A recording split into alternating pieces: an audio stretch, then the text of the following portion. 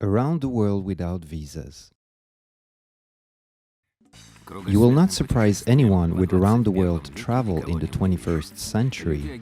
People span the globe by land, water and air, on foot and by bicycles, alone and with their families. Generally speaking, any around the world travel is in fact a journey home with the longest detour.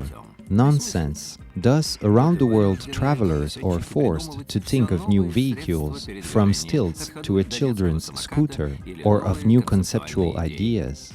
Valery Shanin cannot complain about lack of ideas. The professional traveler, writer and journalist began his first circumnavigation back in 1999. He returned home only in 2002, traveling mostly hitchhiking. On the one hand, he has spent 1,080 days for this travel, and on the other, only $280. This way having made one of the most economical circumnavigations. 5 years later, Valery Shanin had another idea. How about trying to circle the Earth as quickly as possible by saving time instead of money? How many days would be necessary for this purpose? 108, such is Valery's answer. After having returned home from such a high-speed expedition, Shanin decided that the subject of circumnavigations was settled for him. But how can the traveler stay still at home? And here, a new idea turned out. It came obviously from the former traveling experience that was often connected with the burdensome procedure of obtaining visas. Communication with the embassy and consulate officials, unfortunately, inevitably saddens any most interesting travel. However, there are countries visa-free for Russians, so it is possible to go traveling without addressing consulates. This is how the project, The World Without Visas, was brought to life. Valery decided to begin with no less than with a circumnavigation, around the world without visas. Shanin put forward the loud slogan and left for Europe. The third around-the-world trip of Valery Shanin commenced on September 19. Oleg Semishev, Sasha Bogomolova and Violeta Shanina joined him as fellow companions. Croatia became the first country on the long route. The main town of the Istrian Peninsula, Pula, was founded by the ancient Romans, many evidences of which have remained. The Roman Forum, Augustus Temple and Sergius Arch, but the visit card of Pula, the amphitheater, that back in its time was among the 5 largest constructions of the Roman Empire, and it continues to impress tourists by its resemblance to the Colosseum. Whoever is familiar with hitchhiking knows that this way of travel doesn't recognize plans drawn in advance. Our around-the-world travelers wanted so much to get to the most beautiful city of the Istrian coast, Rovin, that, with this purpose in mind, they have gone hitchhiking. I am learning how to hitchhike. We'll do just fine. It can't be otherwise. Not at once, but we managed to leave. And not to Rovin, but to the north of the country, to Novigrad. There are several palaces of medieval patricians and fragments of the city walls that remained in the city. The rest are the country houses and summer cottages, due to Novigrad's main wealth, the picturesque coast of the Adriatic Sea. Have you ever spent the night on the beach? Valery Shanin experienced this incomparable feeling, to fall asleep and to wake up to the sound of the sea wave. And he convinced his fellow travelers to put the tent ashore. There is a shower, a socket for teapot. What else do true travelers need? The first night we spent was practically all-inclusive. There is a sea view. The ground was hard. It was comfortable, but a bit cold. In the morning, we reached Porek on a big tourist bus. The main adornment of this seaside city, the Basilica of Saint Euphrasia. It is impossible to miss it, both because it is included in the World Heritage List of UNESCO and because however you wind down the medieval lanes of the center, you will appear at the entrance of the Basilica anyway. Don't miss the chance to go up its bell tower when you visit, from where opens the breathtaking view of the surroundings. It is well possible that Rovin is visible from here in good weather. Young travelers didn't miss any opportunity to learn hitchhiking skills from the experienced hitchhiker Shanin. However, their attempts were not always successful. Even motorcycles don't stop. I will write, "Mom, take me back from here." After having snacked on some ripe fig, travelers bought tickets for the bus, as the goal of the circumnavigation is to see as much as possible, and such questions as to how to move, where to spend the night, and what to eat get resolved in the process upon demand. This, and no need for visas, is what gives travelers the overwhelming feeling of freedom.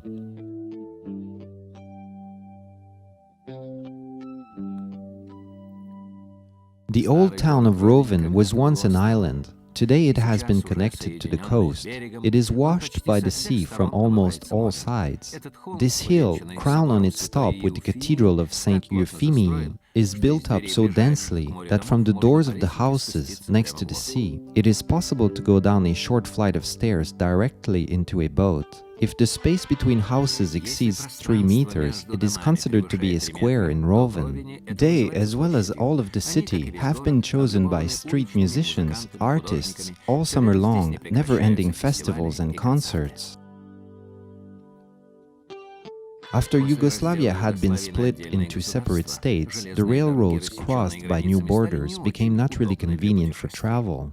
Is this really hum? And where is the city? Thanks.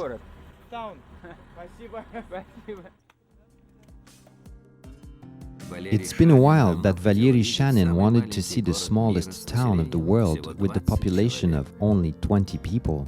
Looks like the town has not always been a record breaker. At least, the local cathedral was obviously designed for a couple of hundred parishioners. The train brought the travelers to the main Croatian port of Rijeka. Here the group of Valery Shanin decided to test one more means of transportation, a ferry. This way it is possible to get from Rijeka to the island of Rab in 1.5 hours. The island of Rab has surely confirmed its reputation of the most sunny place in Europe. After a whole day of examining the uncountable numbers of temples, bell towers, castles and palaces, the travelers did not see a cloud in the sky. Beautiful, I just don't know, why was it called Rab? Having returned by ferry to the continent, the around-the-world travelers went to one of the main sites of Croatia, the Plitvice Lakes. We have reached here in a mobile house, or a camper as they are called in Europe.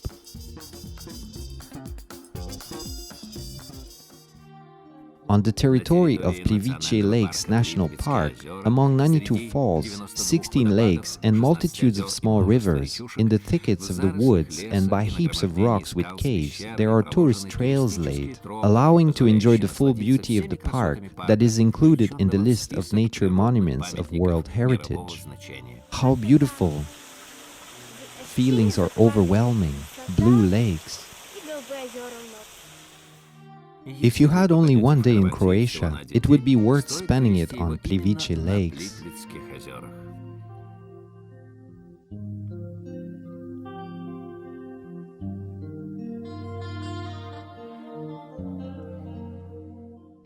Tourists miss to enjoy the capital of Croatia, Zagreb, as the city is far from the sea.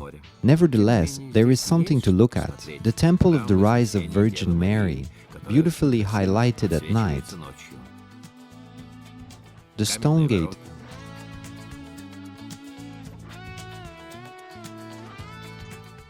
and the Square of San Marco.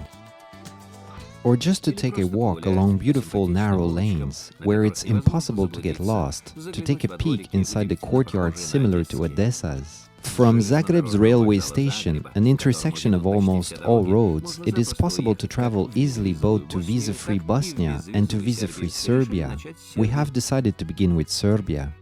Belgrade was the capital of socialist Yugoslavia, and after its disintegration, the capital of the Serbian Republic remained. The city has severely suffered from NATO's bombardments and currently is being actively restored. The Belgrade fortress has been almost completely repaired. It is a whole complex of museums. To visit all of them, even 3 days would not be enough. This is why the group of Valery Shanin limited themselves for external survey only. In the evening, while waiting for the train, we made good use of the free Wi-Fi available in almost all the parks of Belgrade. In the empty building of the bus station of Bielopol, on the border of the Montenegro village, we had luck charging our mobile phones and laptops. Later, we agreed to use the service of the a little too persuasive taxi driver and went to the Tara Canyon, the deepest in Europe and the world's second after the American Grand Canyon. The rocky banks of the canyon are connected by the Djordjevic Bridge. From the bridge, the entire Tara Canyon is visible, like on the palm of one hand. There is a camping directly by the bridge, with the owner, whose name is Dragoljub, who not only treated the travelers to a slivovica, the local alcohol drink, but also allowed to put the tent on the territory of his camping. This way, the travelers could have a pause and spend a Sunday in the picturesque place.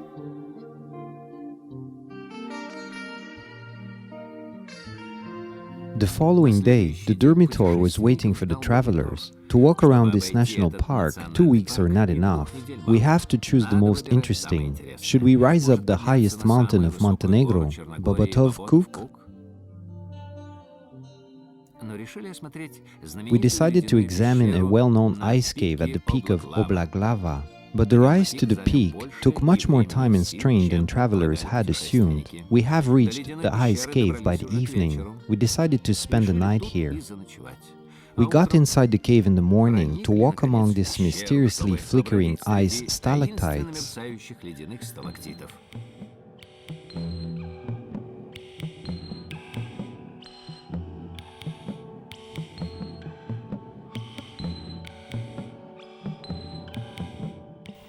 It isn't much easier to descend than it was to climb there. Sometimes it is even more difficult. It is not clear where the path is leading us to, but it should bring us somewhere.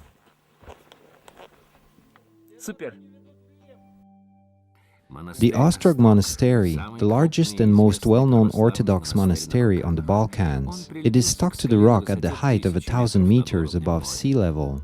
In the monastery, there are rooms for pilgrims where it is possible to spend a night, have dinner and charge batteries. Valery Shanin, Oleg Semishev, Sasha Bogomolova and Violeta Shanina have, of course, used the monastic hospitality. In the morning, awoken by the bell ringing, we left straight away to Bar. No, not to a pub, but to the ancient city on the Adriatic coast.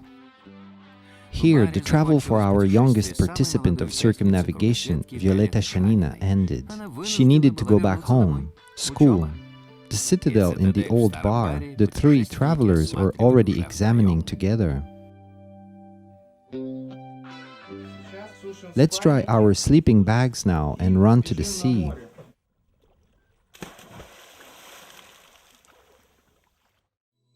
Moving on all possible means of transport, having dropped for a while by the town of Ulcin, the travelers have reached Albania. It will last longer.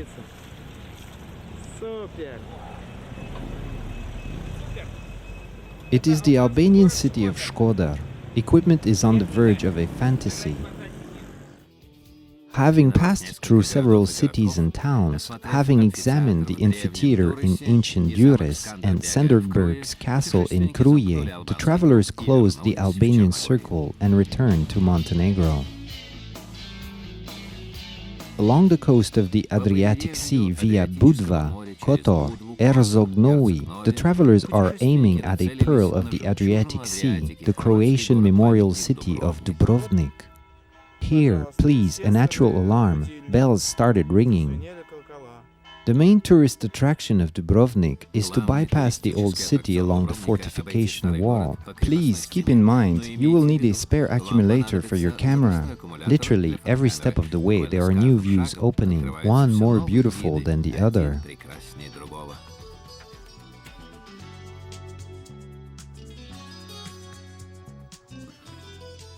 It is possible to travel transit through Bosnia with a Russian passport without visa for 3 days. So, Valery Shanin included this state in the World Without Visas project's Route 2. The travelers have crossed the country via the capital of Bosnia, Sarajevo, and the city of Mostar with its famous bridge. You know what I am, and you don't know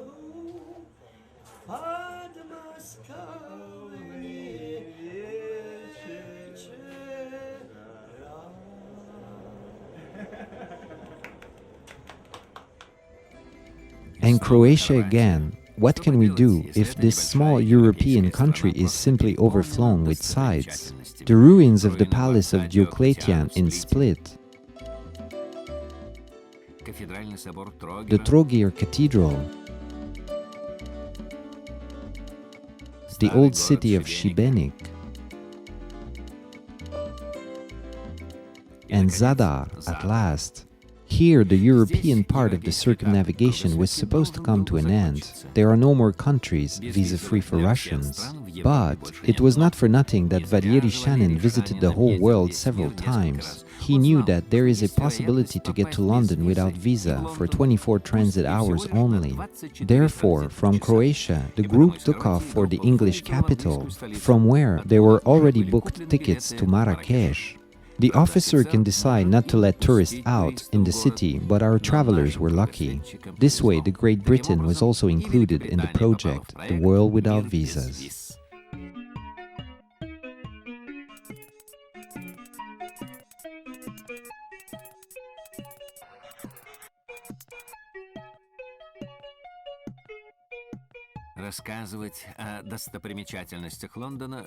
To tell about the sights of London is a job that does not bring gratitude. Better if you pack your backpacks and join around the world travel of the World Without Visas. But hurry, because Valery, Sasha and Oleg are leaving Europe soon and hurrying further. Africa is awaiting for them. The first European stage of the circumnavigation, The World Without Visas, went on for 3 weeks. And here, from the London airport, Valery Shanin, Sasha Bogomolova and Oleg Semishev are taking off to another continent to continue the trip around the world across the visa-free countries.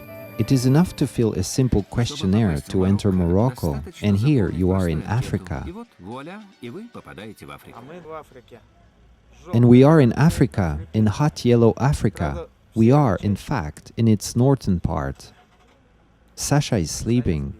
It's midnight. We are at the airport of Marrakesh. We have no hotel, nothing. Cool.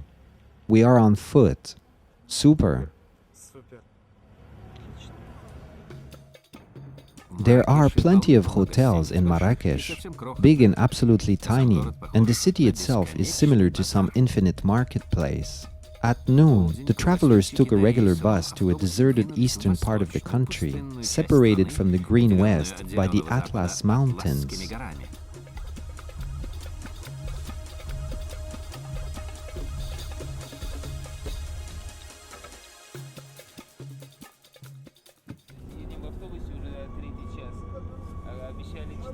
We are going on the bus for the 3rd hour. They promised 4. On mountain roads through the Atlas Mountains. It is a comfortable bus by African standards. Air conditioning, cooling wind, blowing through the windows. We arrived to Ouarzazate late at night. Shops and cafes were already closed, but looks like travel agencies work around the clock here. The travelers don't need a guide, but it is possible to study a detailed, large-scale map in the office of the travel agency to clarify the further route.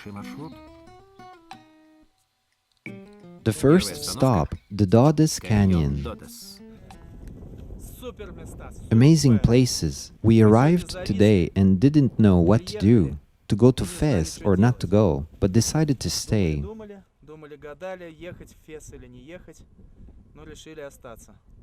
I don't regret that we stayed. Beautiful view. We can sleep right here. We end up sleeping in warm clothes, and still it isn't hot.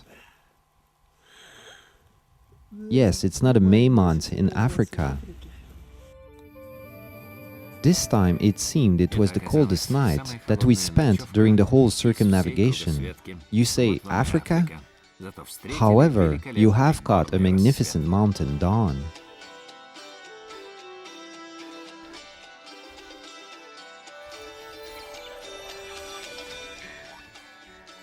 We had breakfast in the Berber house, a real Moroccan tea with all traditional ceremonies.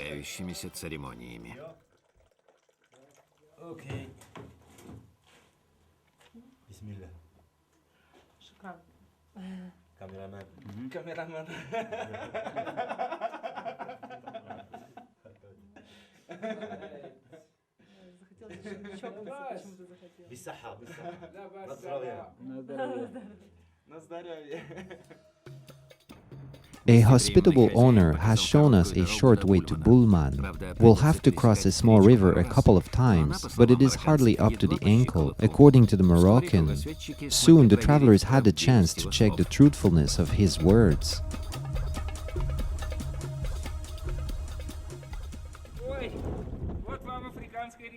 Here is the African river for you. Morocco, in dirt. I am wet up to my waist. The extreme transition ended safely, and the travelers left on a night bus to the sacred city of Fez. Medina, the old town of Fez, is included in the list of the monuments of the World Heritage. In this medieval megalopolis there are practically no cars. There would be just no place for them to park in a labyrinth of narrow lanes. The main site of Fez, a dye house of leather, can be seen only from a roof or a balcony.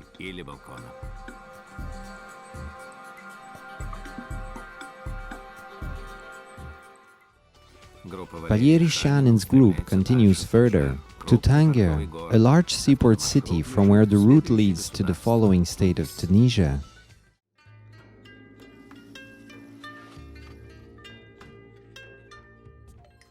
When you speak about Tunisia, it is always important to specify if you speak about the country or about its capital, as they are namesakes. It is difficult to get lost in Tunisia, meaning in the city, in the capital of Tunisia. Whichever way, you will finish at the Great Mosque or at the Catholic Cathedral. A train station would be not far from there. The travelers took the train on the advice of locals to Sousse, a very popular resort with a medieval fortress in its downtown. There, in Sousse, the travelers celebrated an important date, a month since the beginning of the travel. Oleg has shaved his head on such an occasion, almost like a local. I am bald. I am now bald. It is easy to get from Sousse to El Jem, known for its amphitheater of enormous size. It could fit 30,000 spectators.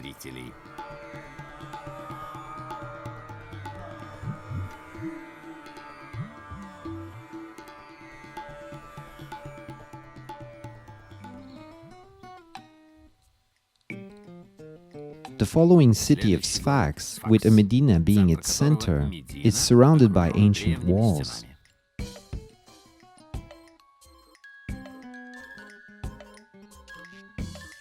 The monastery fortress, favorite of many cinematographers, the travelers have already seen in nighttime lighting. Ouazzar, the real capital of dates, there are about 400,000 date palm trees growing here.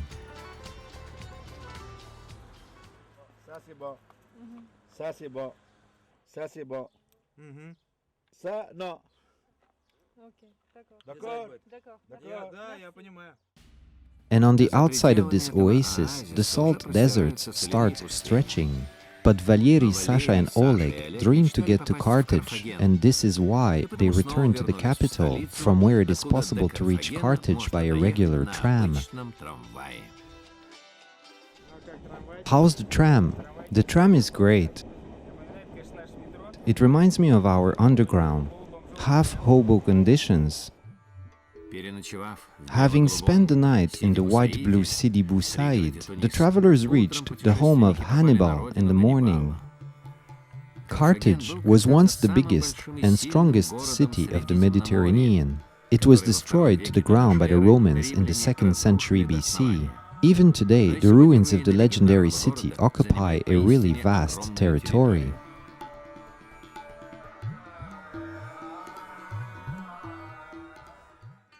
Here is the next visa-free country on the African continent, Egypt. In the center of Cairo, we have got acquainted with a local who worked as a diving instructor and learned his English, and now lives, according to him, in a tiny village, Giza, in which there are only pyramids and 2 million inhabitants. The pyramids of Giza, of course, are an obligatory point of the program of any tourist coming to Egypt. Although seen hundreds of times on TV, these mysterious constructions, seen live, impress all the same.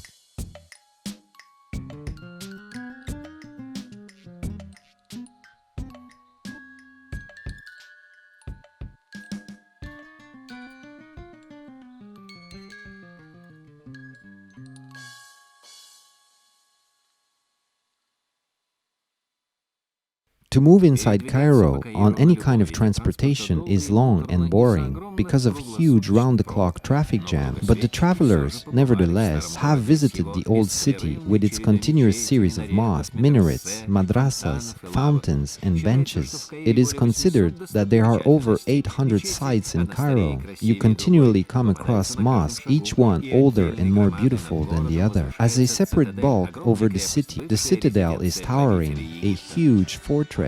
It is now time to move further to the south of the country, to Aswan. It isn't so easy to move across Egypt. The country is practically under martial law. Trains are late and there are no tickets in cash desks. And still, travelers managed to catch a train. However, we had to spend half of the way in a dining car due to the lack of seats. It is 35 degrees Celsius behind the window. It is still cold inside the train. We are trying to warm up by available means.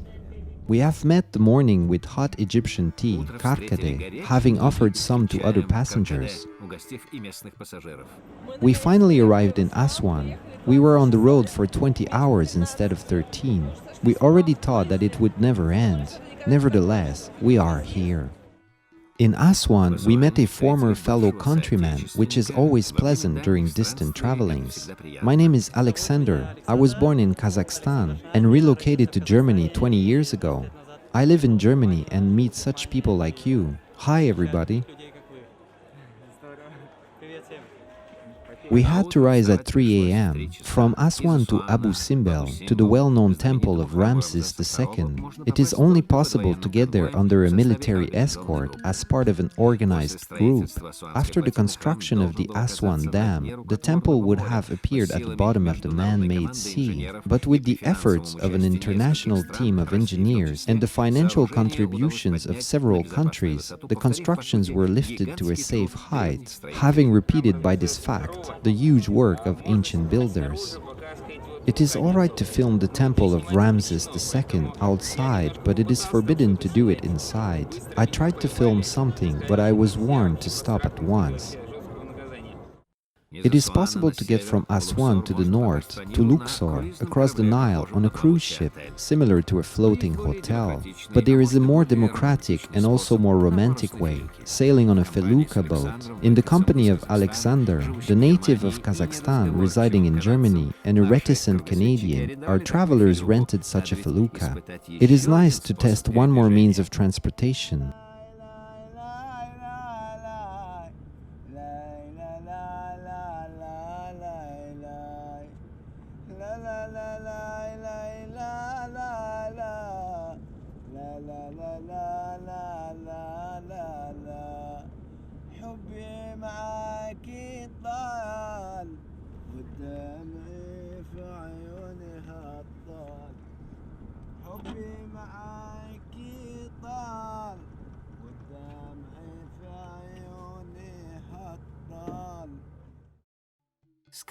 The scratching sound of tackles, splash of the waves, and local tunes accompanied the travelers. It was the first time in their lives that they had to spend the night not in a tent or in a hotel, but on a sailing felucca. The temples of Edfu and Kom-Ombo are relatively young by Egyptian measures. They were constructed only in the 1st and 3rd century BC, and therefore have preserved rather well. But of course, they lose in the competition to the grandiose temple complex in Karnak.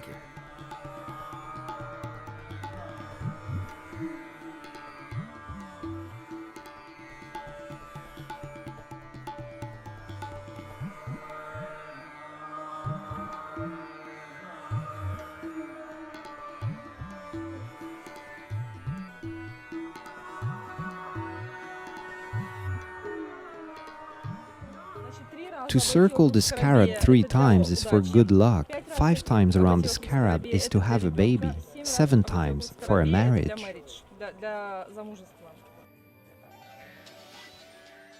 Luxor is called the biggest museum in the world under the open sky, and not for nothing. Here it is possible to finish kilometers of photo and video film. The ruins are carefully protected. The persuasive police officers irritate a little, but for a tip, they are ready to forget about their direct duty and qualify for the new profession of guides. I was just brought there by a police officer who worked as a guide. He took me to the distant temple of Osiris. They are blocking the roads, and if they like somebody, they take him along. He showed me a small temple, told me about 7 doors, described me all the frescoes, touched 3 times for good luck. It was very cheerful. He did not take a penny from me. He said that I was his friend and offered to get married. From Luxor, the bus takes the travelers to Dahab in the Sinai Peninsula, more quiet and peaceful than Sharm el-Sheikh, well known to many Russian tourists. Dahab in translation from Bedouin language means gold. The town received such a name thanks to its golden sandy beaches. It was founded by Israelis when they used to occupy the Sinai Peninsula.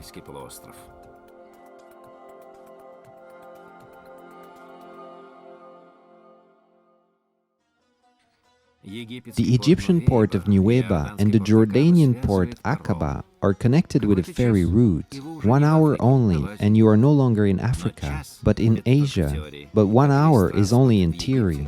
As all the rest of the transport in Egypt, the ferry goes with huge delays. However, it still operates and transports Valery Shanin, Sasha Bogomolova and Oleg Semichev to another part of the world. The next stage of the circumnavigation, the world without visas, Asia, begins. Having been transported by the ferry from the Egyptian coast to the Jordanian coast, the participants of the expedition around the world without visas, Valery Shanin, Sasha Bogomolova and Oleg Semichev, completed the second African part of the circumnavigation and began their travel across the Middle East.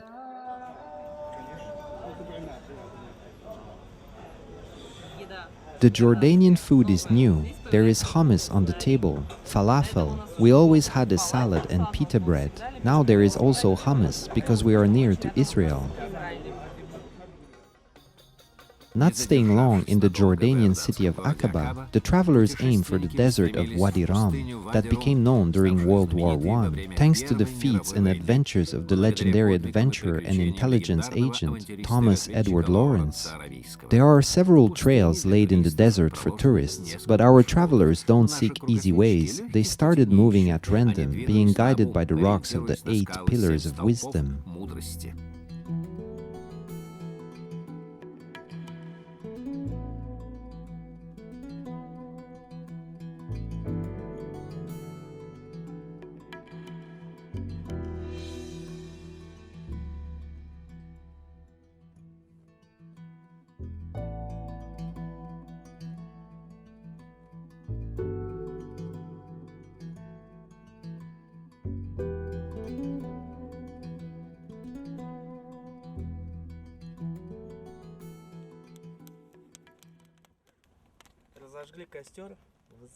We have kindled a fire in the reserve. It is not allowed to make fire, it's a desert.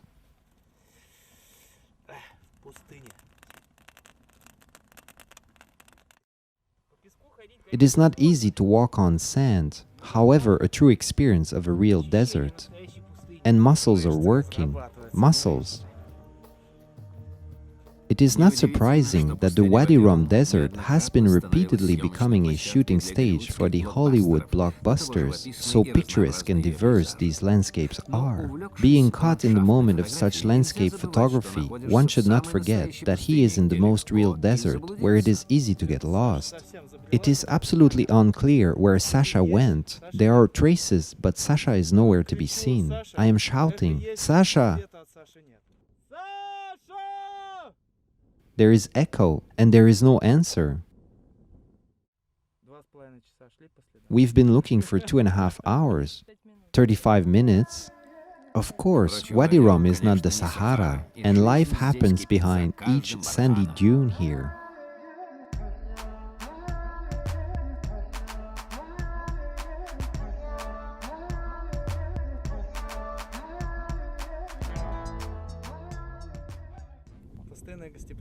Hospitality all around. Even if water finished, it would be possible to find a jeep and people who will help out with getting some.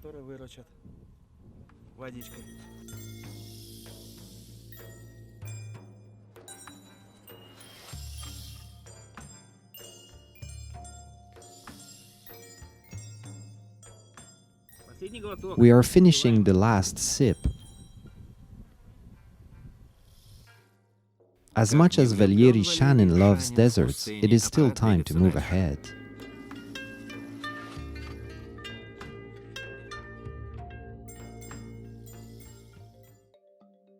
The main site of Jordan and of all the Middle East, Petra. How the city was called by the Nabateans, who built it, is unknown. We only inherited the Greek name. Petra means a stone. Nabateans cut the enormous temples and tombs out directly in the thickness of red-pink rocks. The Roman buildings built around were almost completely destroyed by the earthquakes, while pink rocky temples strike tourists with amusement to this day.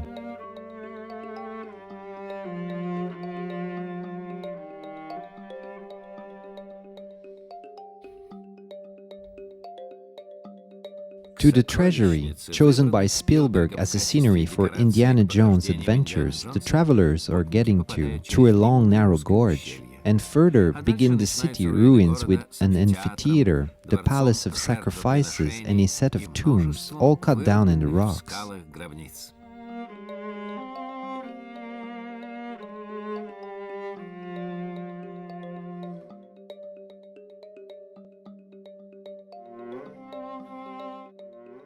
To go up to the monastery, many risers tried donkeys, but to enjoy Petra's beauty, it is best to go around by foot.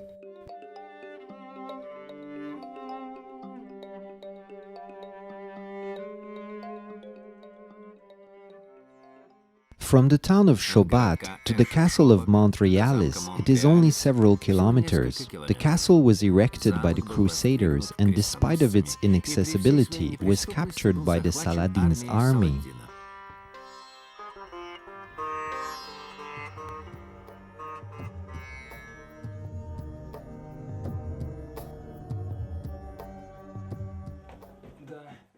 Hallways, rooms. We are in the defense tower, a loophole, small rooms.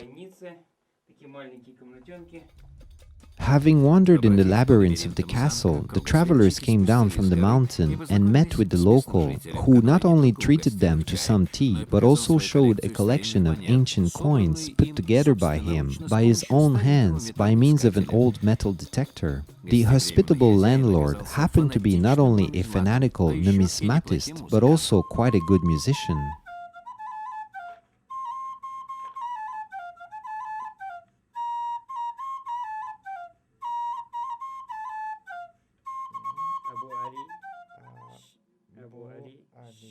Castle, Jordan, Shobak Castle, Castle in Jordan. To travel around Jordan and miss a visit to the Dead Sea is, of course, impossible. The Dead Sea is actually a lake, but an unusual one. Firstly, it is located 408 meters below the global sea level, and secondly, it is the most salty water reservoir of the planet. It is impossible to drown here. You can read a newspaper while lying, literally, on the water. However, after swimming, despite its healing properties, it is good to take a shower. The travelers made three friends, Saud, Salam and Mahmoud, who at first have brought travelers to the Nebo mountain, from where the prophet Moses observed the promised land.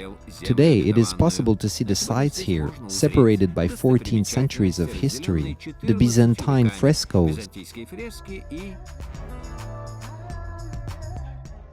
and modern art cross.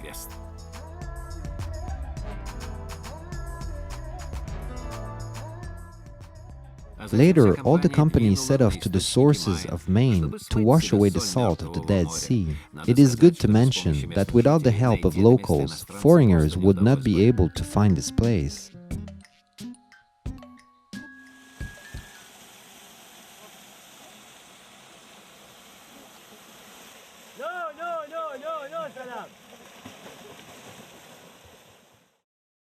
Said, Salam and Mahmoud have taken the travelers to the city of Al-Salt, from where a regular bus can take us to Syria.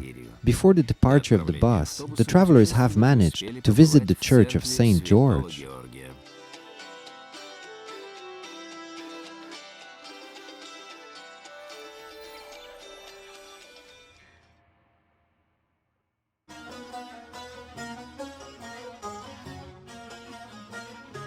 Aleppo is called the northern capital of Syria.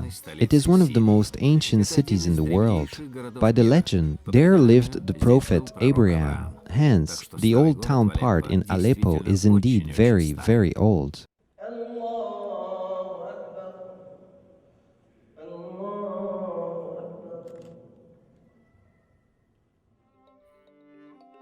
It is only 300 meters from the big mosque of Jami al-Kabir to the citadel.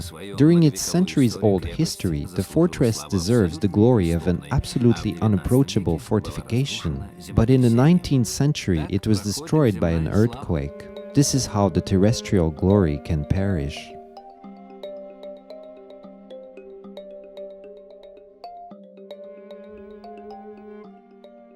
Aleppo was lucky. People stayed living in it, while only the ruins remain from its age-mate, the city of Ebla, however picturesque they are.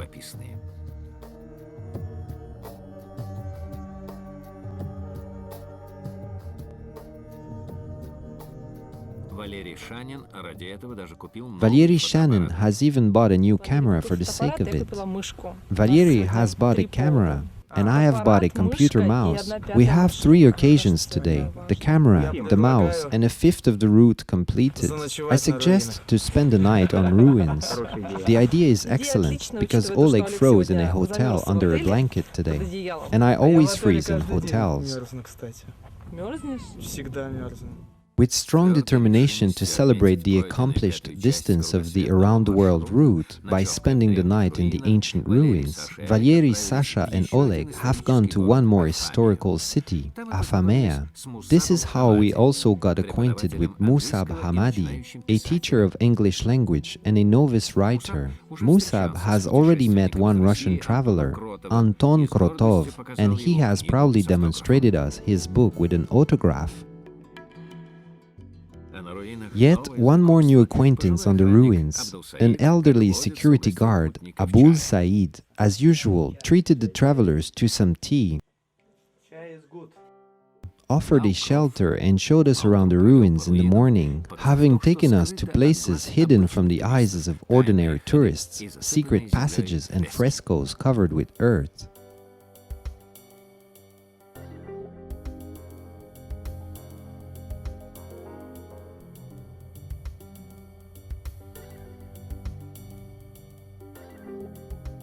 In ancient texts, Afamea is mentioned as Karkar, as well as Farnak, Peia, and Apamea. Alexander the Great, Antony, and Cleopatra visited here, and now are travelers too.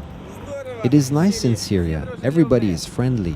Everybody is having fun and smiling. You can feel the warmth of the hearts in this country. The hospitality of Syrians knows no limits. Everyone, having caught sight of the travelers, sought to offer their help, treat us to something, give us a ride. In such a friendly atmosphere, the travelers continued moving across the country.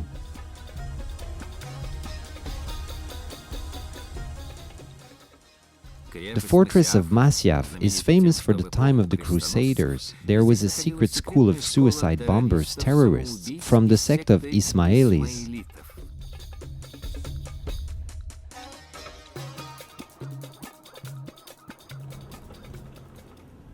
We are climbing deep in search of adventures. There is still a long corridor.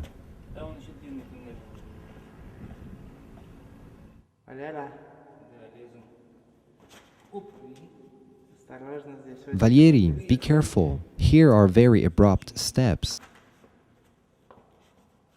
I can't see you at all. Can you hear me though?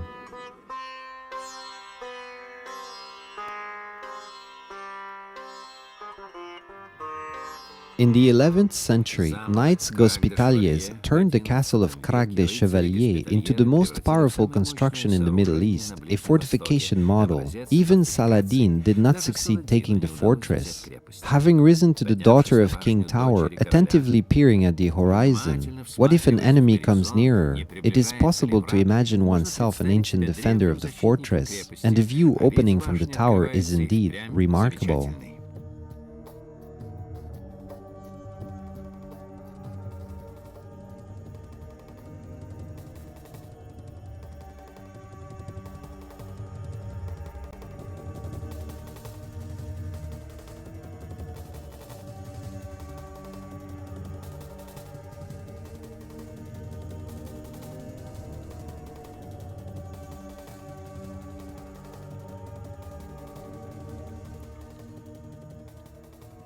Moving across Syria from north to south, it seemed logical to turn to Lebanon, visa-free for Russians, and our travelers did it.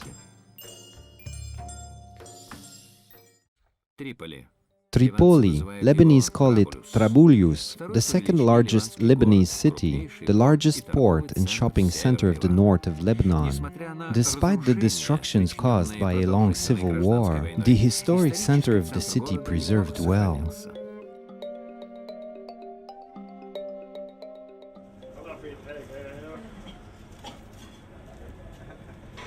First breakfast in Lebanon. What's on offer? A sandwich with different fillings and pita with cheese. 2-hour held. Along the mountain serpentine, the bus is bringing travelers from Tripoli to Pshari, where there is the house museum of the mystic poet Khalil Gibran.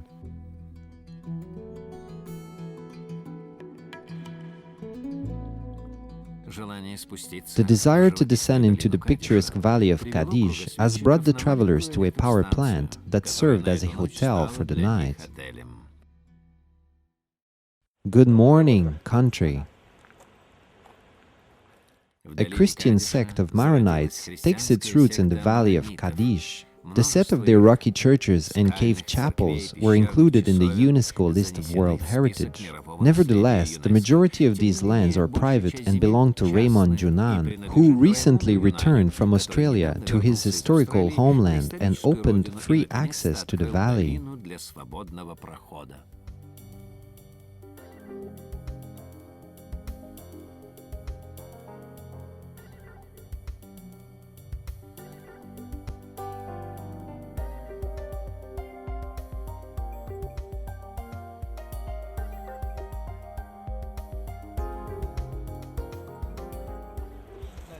Try.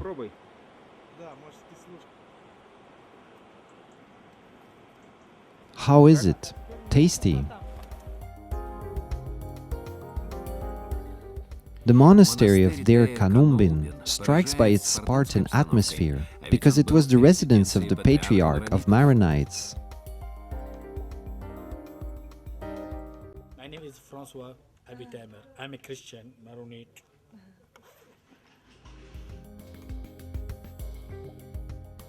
From the Kadish Valley to the valley of Bekaa, the road passes by a grove of well-known Lebanese cedars.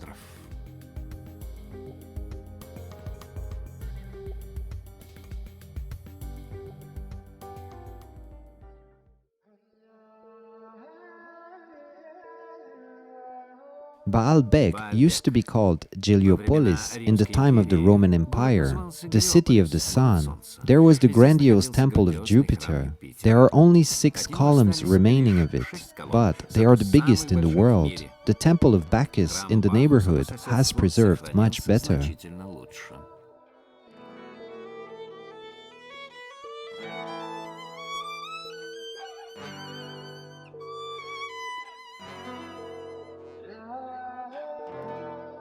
Valery Shanin planned to return to Syria on the same day, but see what happened. In the boundary town of Er Salt, the travelers were kidnapped by Eastern hospitality. First, they were shown around the city, having a chance to meet almost every inhabitant, and then were invited to a wedding.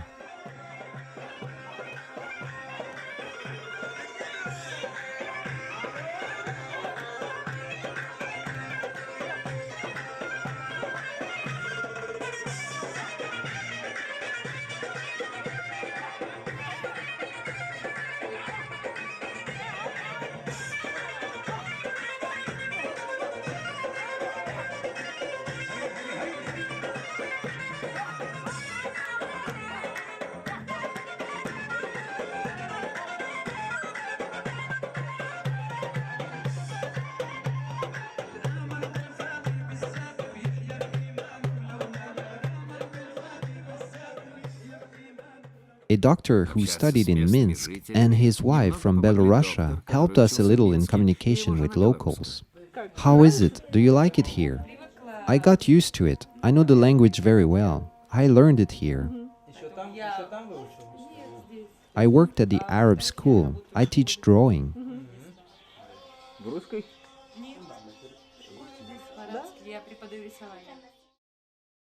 And Oleg decided to learn at least some Arabic language.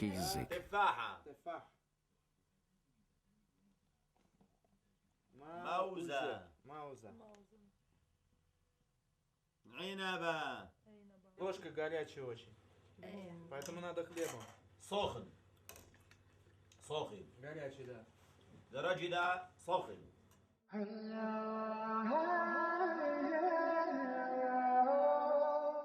The travelers were brought by Musa to the Syrian Hama, a doctor of religion and archaeology, who took the travelers under his guardianship. He treated us to lunch, arranged to spend a night at his friend's place, and then took us almost to Damascus, having shown the Norias on the way, the huge wooden wheels pumping water from the river.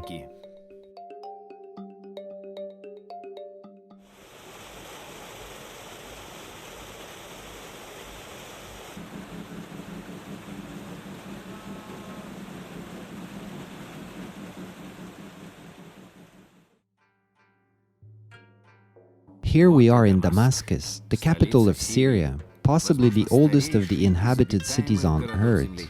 The old city,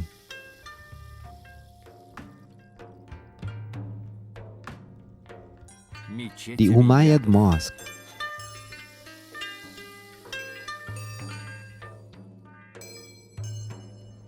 John the Baptist's tomb, the mausoleum of Salah ad-Din. The city is filled with history of the millennia, but the circumnavigation, the world without visas, goes on.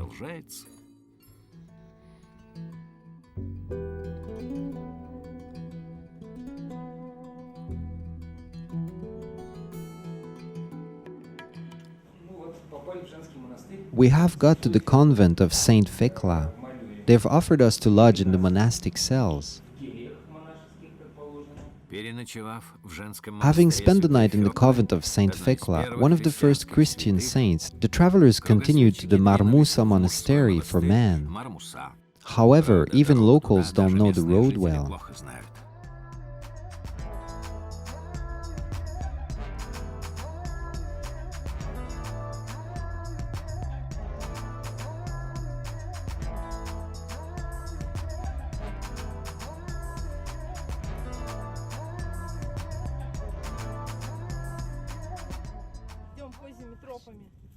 We are walking at the bottom of the gorge along the goat trails.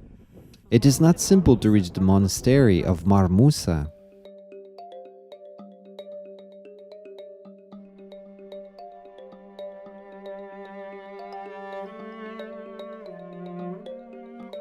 In the monastery, they celebrated the birthday of a prior, the Italian father, Paolo. Here live men and women from the most different corners of the world, even from Bashkiria. I am sending greetings to my beloved wife. I don't know when I return, according to circumstances.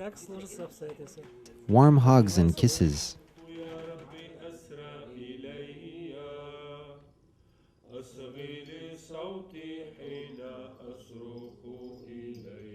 A Christian Mass is served in Arabic, and in the atmosphere of the monastery itself, there is something from a hippie community and an Indian ashram. Our dwelling, we will live here. They were very surprised that we were only here for one night. They wanted us to stay here for a month or more.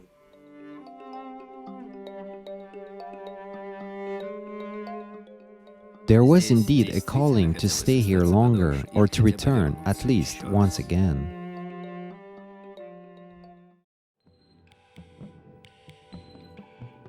In populous Bosra, there are many monuments of the Roman Empire that remained. A local amphitheater is unique due to the fact that the residents in the 11th century redone it into a fortress, being afraid of Crusaders' invasions. This is how the unique defense/entertaining construction has turned out.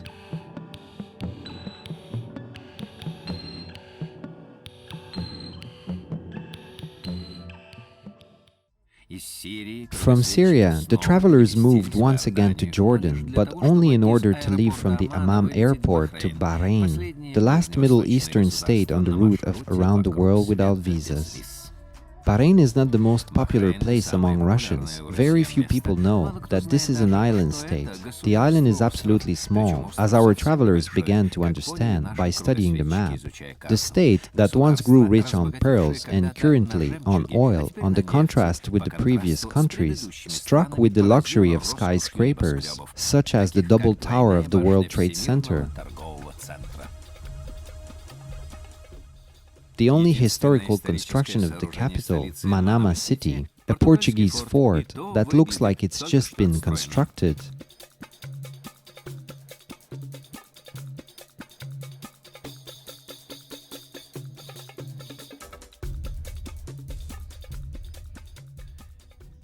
When touring around the island, you can't miss the Tree of Life, a very old and big acacia tree in the middle of the desert.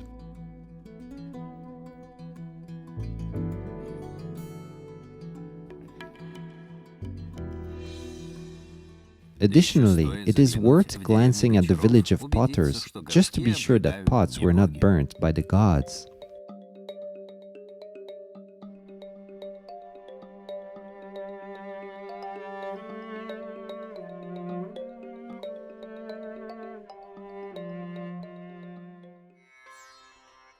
It is not easy to take a swim on the island. The sea is extremely shallow. Besides, it teems with venomous snakes. Before flying away, the travelers managed to wander on the ruins of the Arad fort. They said goodbye to the Middle East in the evening and took off to the island of Sri Lanka, having completed the third stage of the expedition around the world without visas. Valery Shanin, Sasha Bogomolova and Oleg Semishev began the fourth stage of their around the world without visas traveling from the island of Sri Lanka. The seaside resort of Negombo has welcomed them with tender climate and hospitable beaches.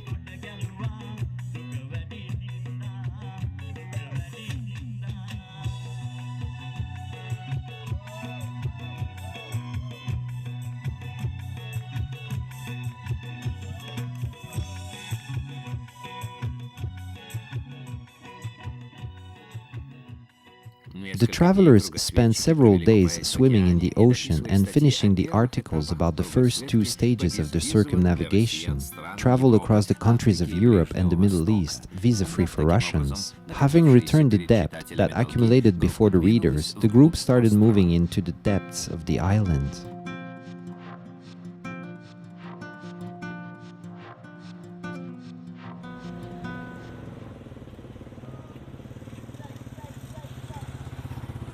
The bus service in Sri Lanka is convenient and inexpensive.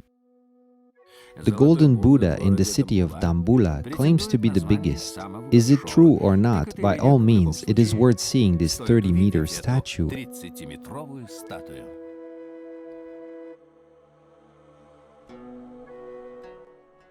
And also the small golden temple nearby.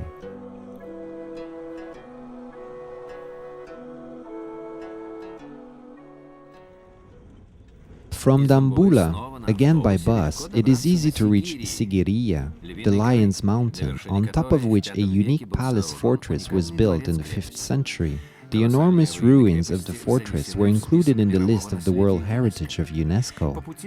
On the way, a traveler from Italy has joined the group.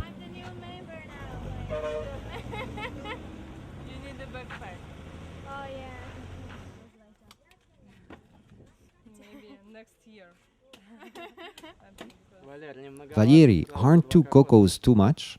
I couldn't resist the temptation. So cheap.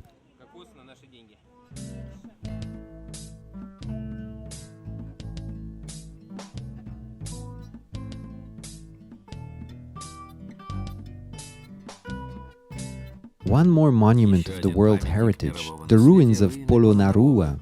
Impressive by its size, this complex can only be examined by moving around on a bicycle or on local transport, tuk-tuk.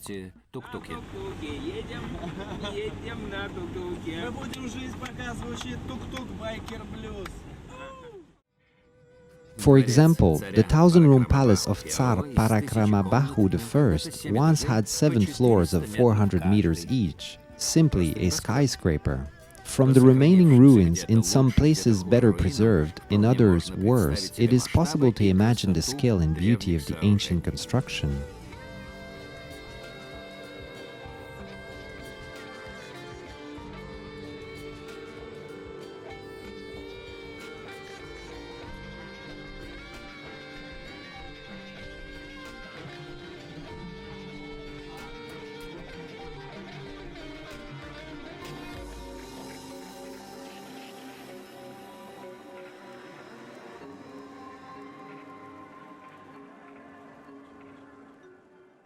In such a place, Valery Shanin had the double pleasure of celebrating his birthday.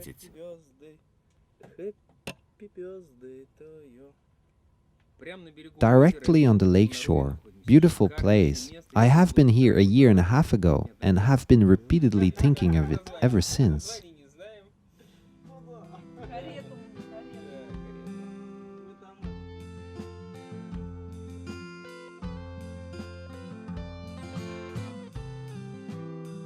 The further route was leading the travelers to the eastern part of the island. The most logical move is to go there by train. By railway, the travelers have gotten to Batticaloa, the city glorified by the legends about certain mysterious singing fishes.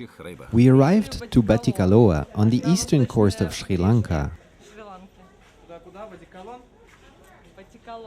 We will go see the fountain with mermaids, then we will be listening to fishes. What is your impression of the mermaid? She is beautiful.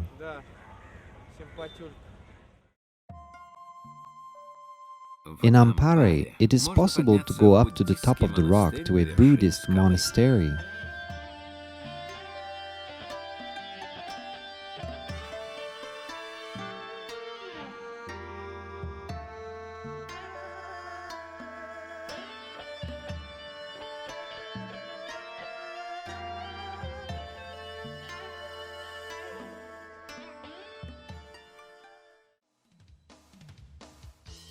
Valery, Sasha and Oleg aimed further and higher, to the mountainous part of the island. 7 kilometers from the city of Badula, there is a waterfall, maybe not the highest, but perhaps the most picturesque in Sri Lanka, Duhinda.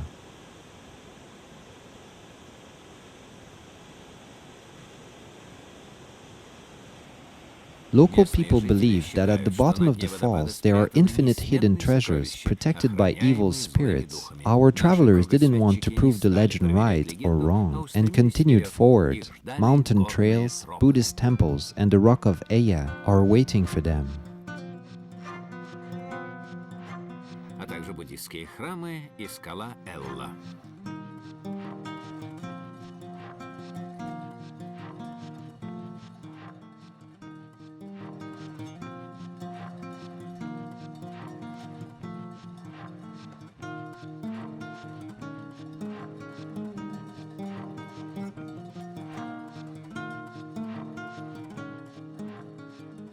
There are evil spirits here too, blood-sucking parasites, leeches. Sport shoes are generally better than sandals. At least, they prevent some of the leeches from the desire to bite. There are also treasures here, fantastic picturesque landscapes with footpaths, bridges, falls, and rich local fauna.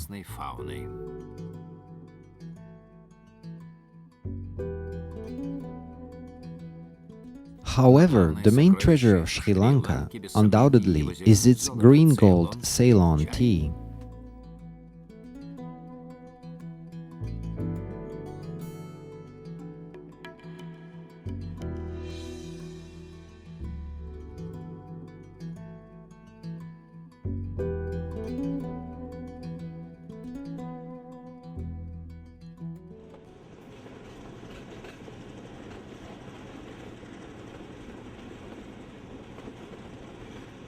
The train is carrying the travelers from Eya to Aputale, one of the centers of the tea industry. They continue to collect tea planted by British a century and a half ago. Tea factories constructed back then continue to successfully operate. Sir Thomas Lipton has glorified his name here. Not only the tea, but from an observation deck, a view over nearly half of the peninsulas bear the name of Lipton.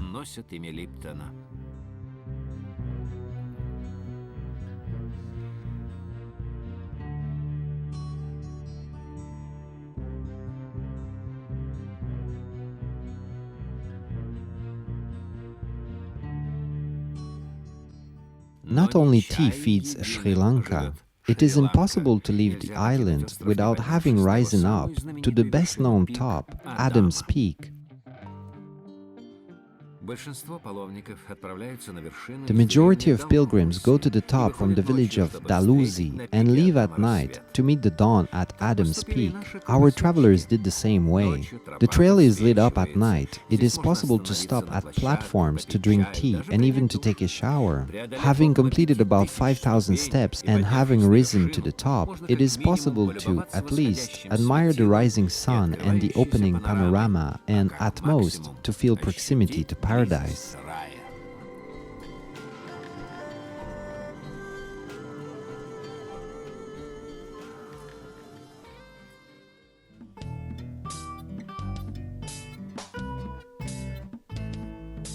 The participants of the expedition The World Without Visas have flown over to Malaysia by plane. We have plunged into the concrete jungle of Kuala Lumpur after the Ceylon jungle with the underground.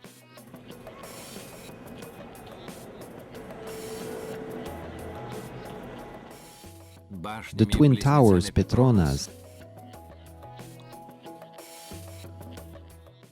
and the colonial architecture of Independence Square.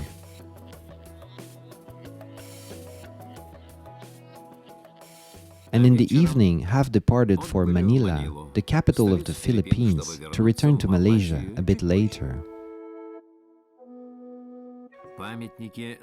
There are monuments to national heroes in every country, but in Manila's park it is a whole history imprinted in stone and bronze, consisting of dozens of sculptures narrating the last days of the life of the Philippines hero, Jose Rizal. There are many children here. Their Christmas caroling reminded the travelers that it was already December. It is fairly easy to lose track of time in a long travel.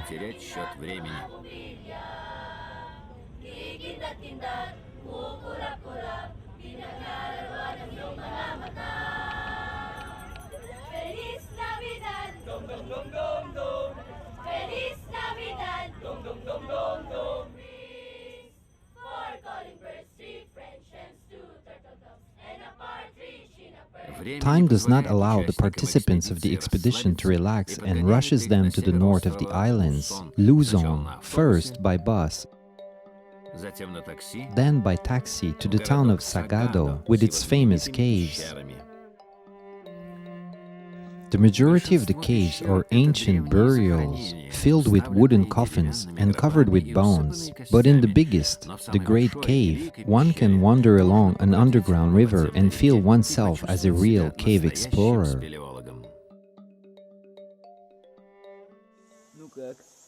Scary? Not scary, I just can't see nothing. We have bad flashlights, mice peeping, and it is unclear where to go.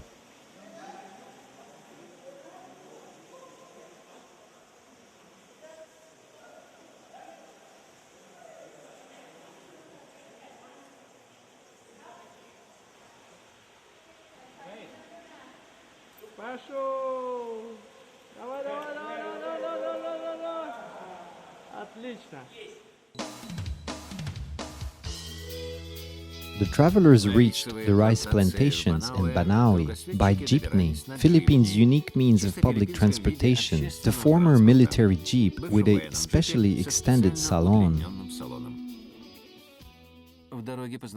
On the way, we got acquainted with Chris, who, without stopping for a minute in classic American style, was stating his only correct vision of geopolitical problems.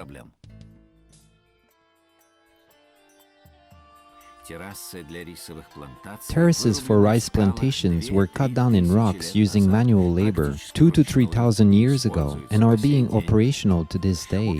The total length of this truly unique construction is about 20,000 kilometers. The travelers, together with Chris and another traveler from Holland, shared the cost of a rented jeep and went to the most beautiful terraces.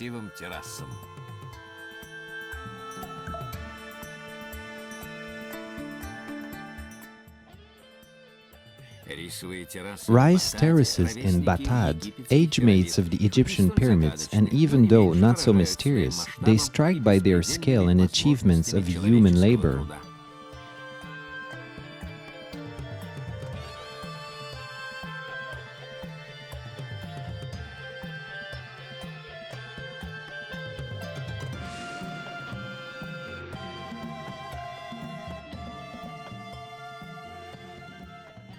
It is time to say goodbye to the Philippines and return to Malaysia.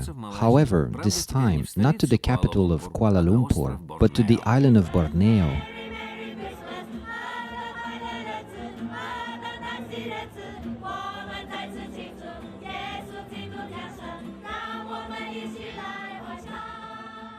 Malaysia has welcomed us this time, not only with Christmas carols, but also with a real festive fair.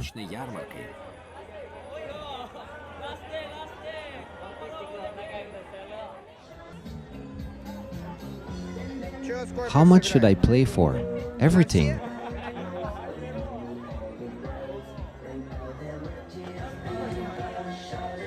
I have missed. Let's go from here. Early in the morning, Valery, Sasha and Oleg left the city of Kota Kinabalu to climb to the top of Mount Kinabalu. The ascension did not go well. The weather failed us. It is slippery, wet and damp, rainforest, a real jungle. The path goes there.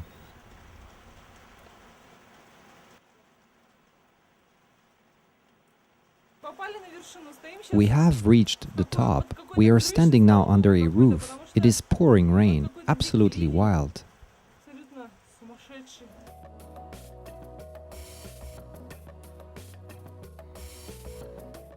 On the opposite side of the mountain, there are the thermal sources of purring. Because of New Year's holidays, there were many people, but the travelers, nevertheless, managed to get warm in mineral bathtubs. To get to picturesque falls that only seem close on the map, it is necessary to pass through a real jungle. The key is not to stop, because when you stop, you begin to hear all the sounds of the forest. And if you keep walking, it is okay. You see the path before you, everything is normal. Should you stop, everything starts crippling on you, enveloping from head to toe. Something squelches under our feet. Everything makes noise. Peeps, gnashes, hisses, something falls, water drips from above. Why are we here? Unclear. You wanted jungle. Here you go.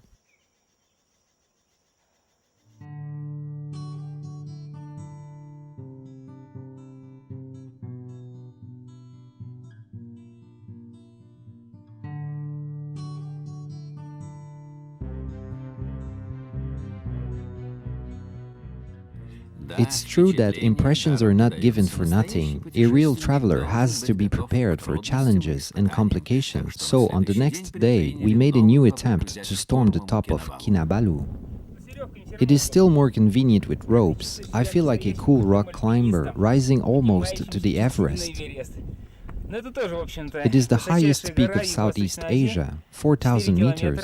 We'll have to climb in one day, from 2 to 4 to jump like a hare. The mountain there is already in fog, so we will continue ahead into the cloud.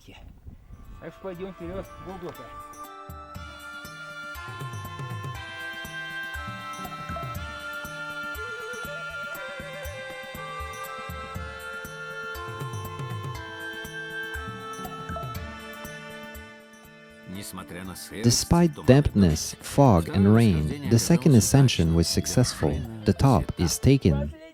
Last meters, almost. And here it is, I made it. I have reached the top. вершины.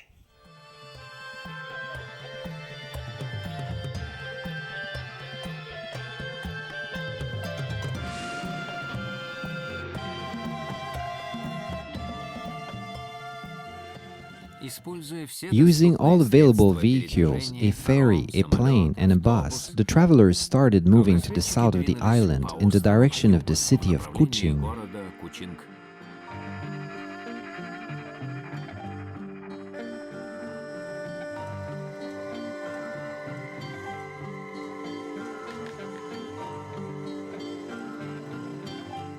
A distinctive feature of the city, the huge number of cats, both alive and sculptural.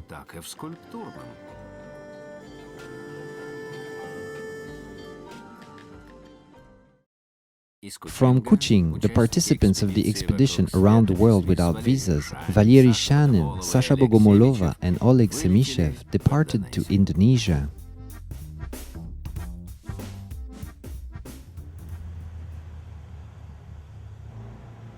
First night in Indonesia. Yesterday we arrived to Jakarta, then straight away on the bus to Bandung. From there, by taxi at once to a volcano. Now, at the bottom of the volcano, we are setting up for a sleep in a bewitched forest with very tall pine trees.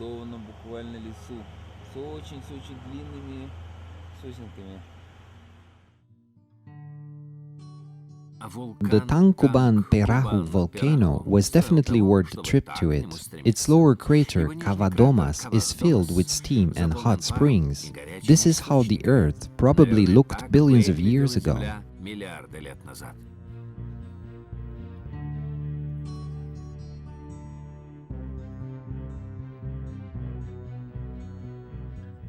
The top crater, Kavaratu, is full of tourists, generally, but stepping a little deeper on the trail will get you to a virgin world of rocks and clouds.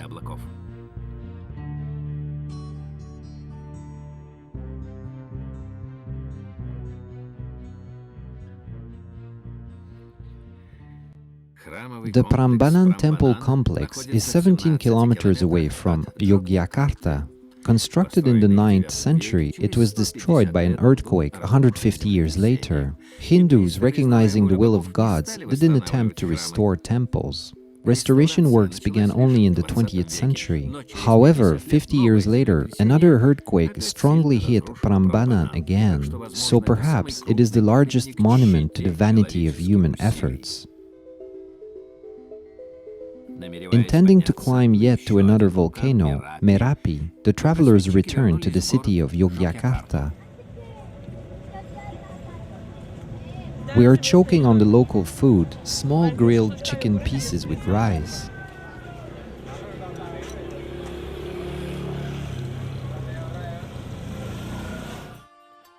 Yogyakarta is not a simple city. Think for a minute, it is the capital of Sultanate, which is a part of the Republic of Indonesia.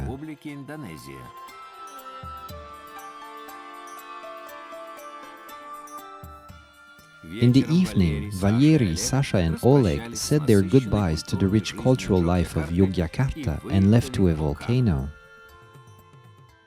To make it to Merapi by sunrise, it is necessary to begin ascension at 2 o'clock in the morning. This way, unforgettable impressions are guaranteed to you.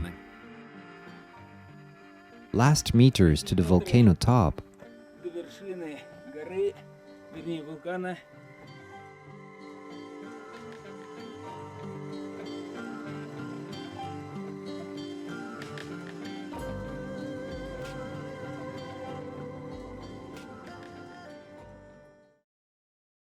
The following island of Indonesia, Bali, inhabited generally by Hindus, respectively, the main sites here, except for popular beaches of course, are Hindu temples. The majority of them are neither monuments nor museums, but operating temples. Therefore, it is necessary to follow certain rules and rituals on their territory. For example, to enter inside only after a purification ceremony.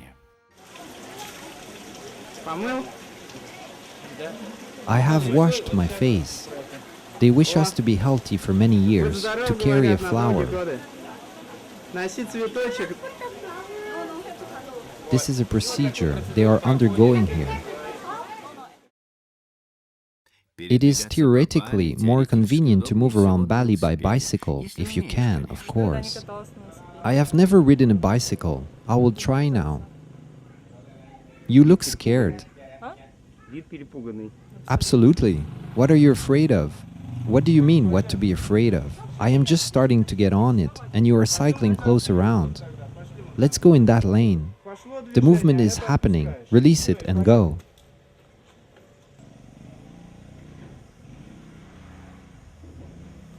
If we are lucky with weather,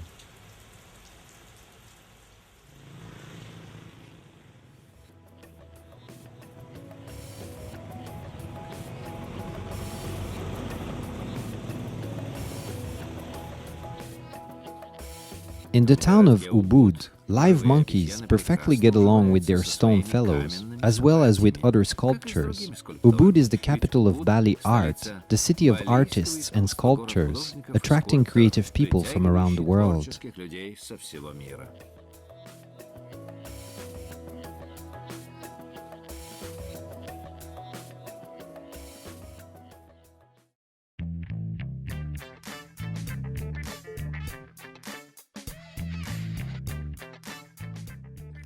Russian tourists need a visa to enter Singapore. When transiting, having a return ticket, it is possible to enter the country visa-free for a maximum of 72 hours. Our travelers have chosen this island state city to celebrate New Year's Eve. Christmas gifts. How long this one? Of course, Chinese, the main population of Singapore, do not celebrate New Year on December 31st. Nevertheless, they have arranged decorative illumination and modest fireworks for European visitors. In the end, the holiday is inside of us.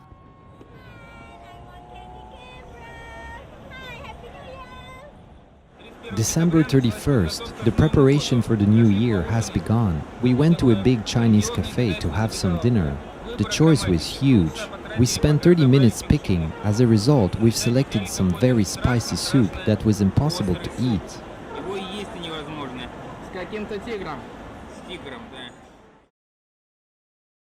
Singapore is a secular state. However, representatives of almost all world religions get along very well here.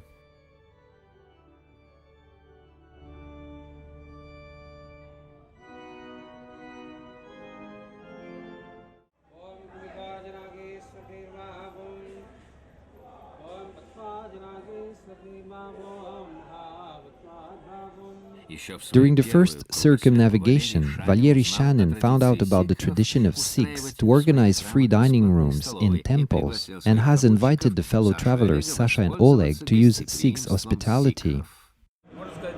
Déjà vu, I was in the same Sikh temple 10 years ago, with a video camera as well. The menu hasn't changed in 10 years at all, and people are the same. So in 10 years again, in the Sikh temple in Singapore.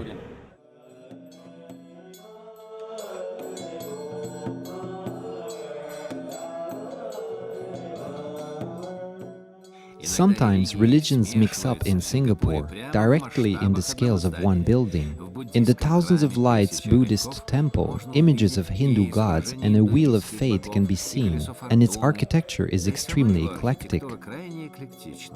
Buddhists won't concede hospitality to Sikhs at all. Here our traveler have got free lunch. We can't escape it now. We will have to eat again. What can we do? The difficult life has begun. We had breakfast in the Sikh temple only an hour ago. We have come to see the Chinese Buddhist temple in time for lunch. We will have to have lunch then. Hardships of traveler's life. And so, this is how we suffer.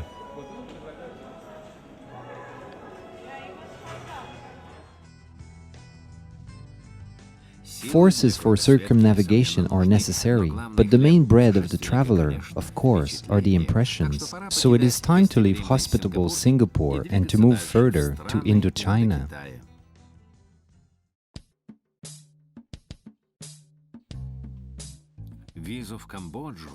Russians can directly issue the visa to Cambodia on the border. In this country, with particular ideas of cleanliness and order, tourist objects are fairly strange. In the national park of Bokor, at the top of the mountain, they show to foreigners ruins of a hotel which isn't even 100 years old. Together with a group of French, our travelers at first climbed a mountain track, then went in a pickup, and here they're in front of a hotel with the loud name Palace Bokor.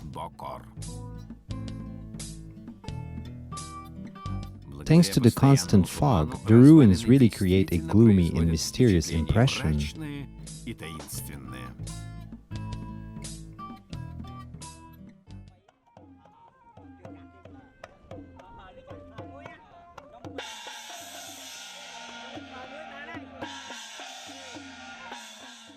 We stopped by in the capital of Cambodia, Phnom Penh, for only one day and at once became witnesses to a wedding procession.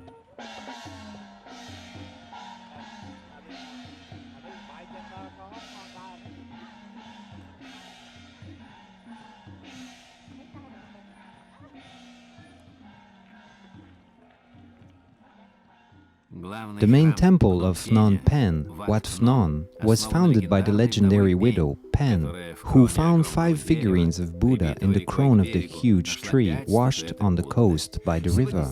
Today, they not only worship Buddha here, but also local city spirits, both Hindu gods and the widow Pen. And the park at the bottom of the temple is the favorite resting area of city residents. Russians can enter Vietnam for 2 weeks without visa. From Cambodia, it is quite convenient and very interesting to get to Vietnam down the Mekong River. We float to Vietnam by the boat across Mekong, in the best traditions.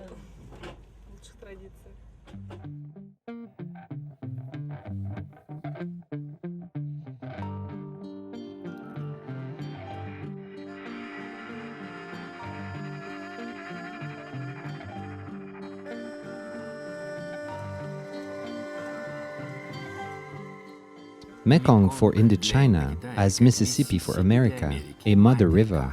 It feeds them, it gives them water, and serves as a transport route.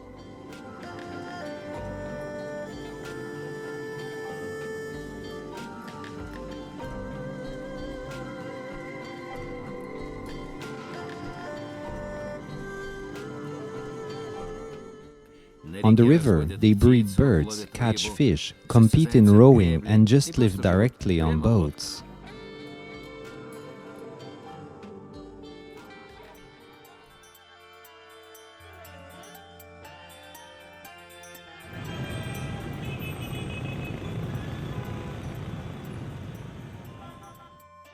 Ho Chi Minh, the former Saigon, is, so to speak, the southern capital of Vietnam and the business and shopping center of the country.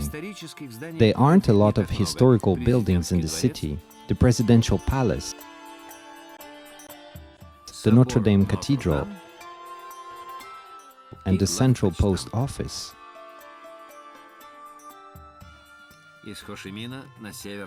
From Ho Chi Minh, the north of the country can be reached by special tourist bus with birds. It is possible to make stops on the way and then, to go further, the ticket is valid until Hanoi. Valery, Sasha and Oleg got off the bus in Nha Trang.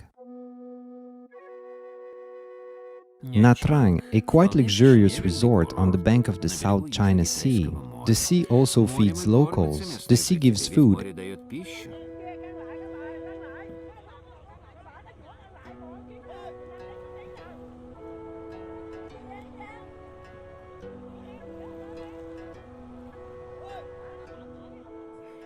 And attracts tourists with its magnificent beaches.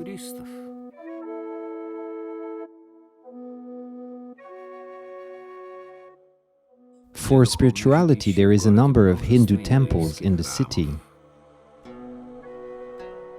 A Catholic cathedral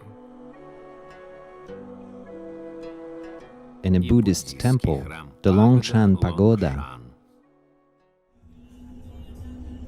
And back on the sleeper bus, for the second night in a row in the sleeper bus. I see you like sleeping here. Everybody knows their places. I stay on this side, Oleg in the middle, Sasha on the other side. It already feels like we live in buses.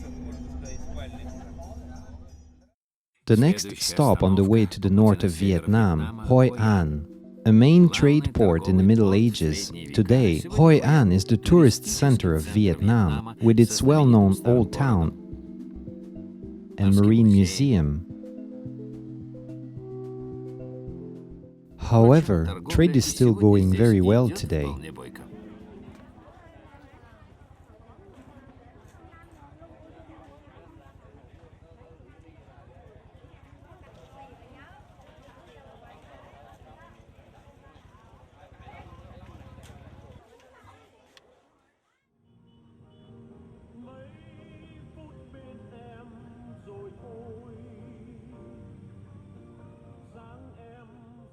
The city of Hue is included in the list of the World Heritage by UNESCO. Directly by the bus station, there is the embankment of the Perfume River, where it is possible to change over to a stylish boat with a dragon on the front and take a boat ride.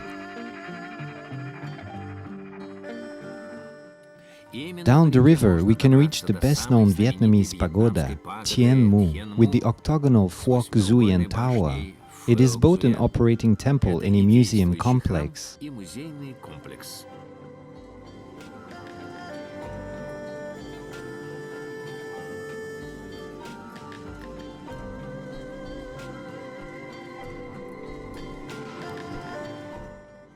Tombs of emperors were also constructed on the coast of the Perfume River.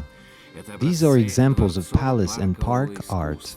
Whole town with ponds, pavilions and temples, as well as empty sarcophagi.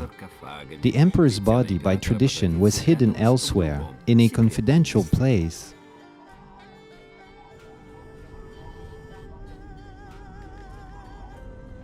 And again to the north, to the capital of the country, Hanoi. And from there, almost without running late, we go further to Ha Long Bay.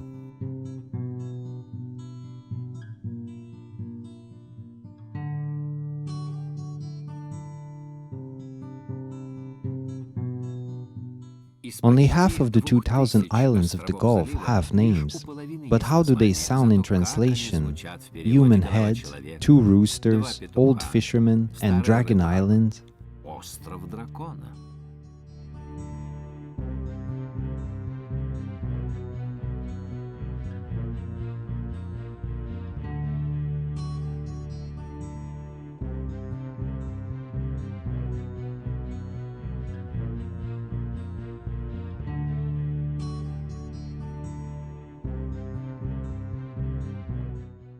As the islands are of limestone, big caves are not a rarity here. The stalactites in the cave of Tien Kong are reminiscent of exotic birds and animals. According to the legend, the wedding guests of the Beauty and the Dragon have been turned into stone.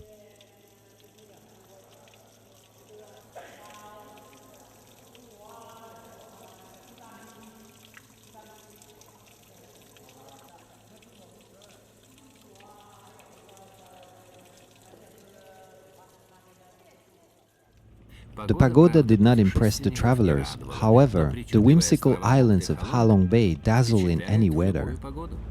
Places are remarkable. Weather is cloudy. I wish it was a sunny day, not this kind of weather.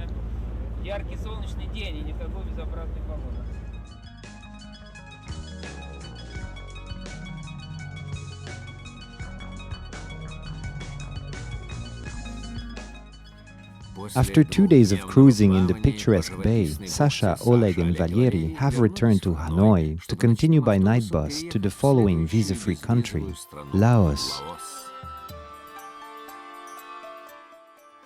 During the previous circumnavigation, Valery Shanin studied the capital of Laos, Vientiane, astride bicycle. This time the team has decided to rent motor scooters, because it is good to test as many means of transport as possible. But as soon as it got dark, the traveler lost sight of each other. It was good that Valery told the young fellow travelers that it is possible to spend the night in any Buddhist monastery.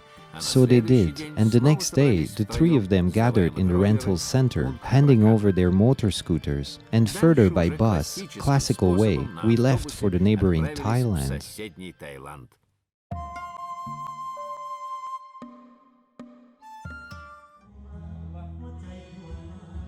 The first Thai monastery, where travelers called it a night, turned out to be a bit odd.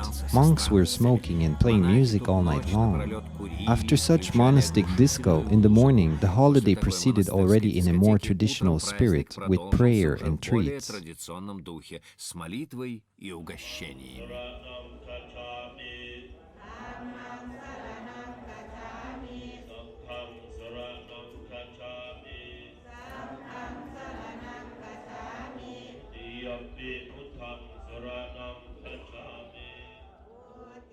Local parishioners bring so much food to the monks that a large part of it has to be consumed right there. This also didn't go without surprise.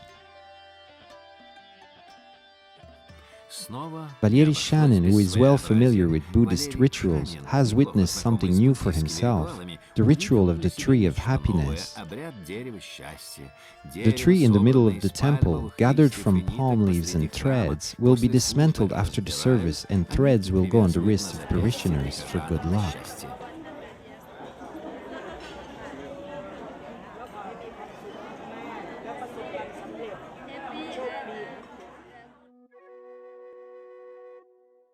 The city of Phitsanulok isn't really known among tourists, but for Thais it is the center of pilgrimage. Exactly here in the Wat Yai monastery there is the golden Buddha Chinarat, the second main relic of Thailand.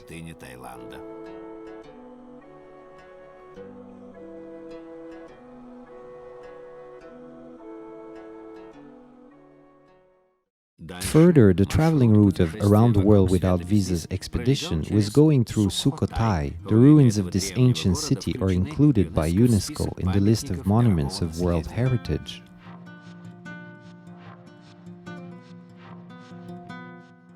They occupy a huge territory. The travelers decided to use the transport which is already tested in Laos, bikes.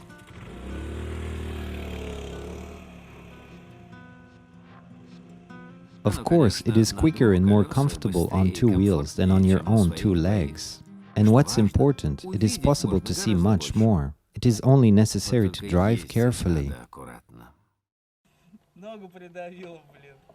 I cut my leg. Lift that thing.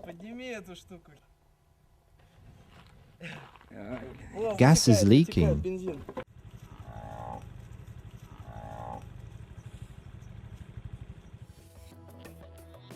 In Thailand, the drivers are so friendly that hitchhiking is quicker than traveling by bus.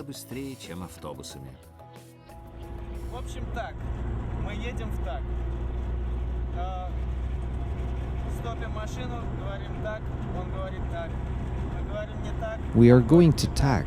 This is how this city is called.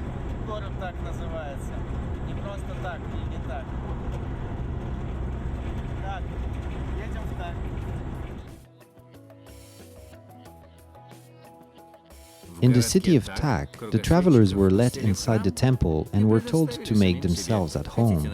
You can spend the night and you can cook rice.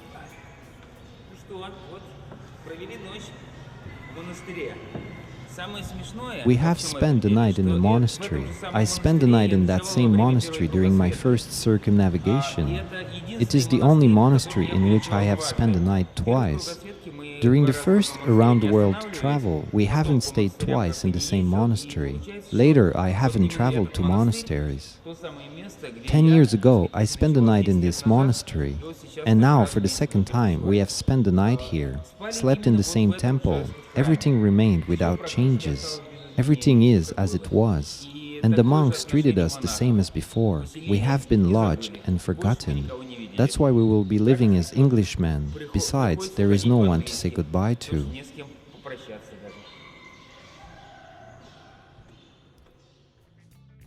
In the capital of Thailand, Bangkok, there is a whole district designated for backpackers, independent travelers, with cheap shops and a good 100 hotels of economy class. The group of travelers was divided in Bangkok. Sasha Bogomolova has decided to stay longer in Thailand, and Oleg Semishev and Valery Shanin have gone to Hong Kong. We say goodbye to Thailand. We depart to Hong Kong, to China, from Thais to Chinese.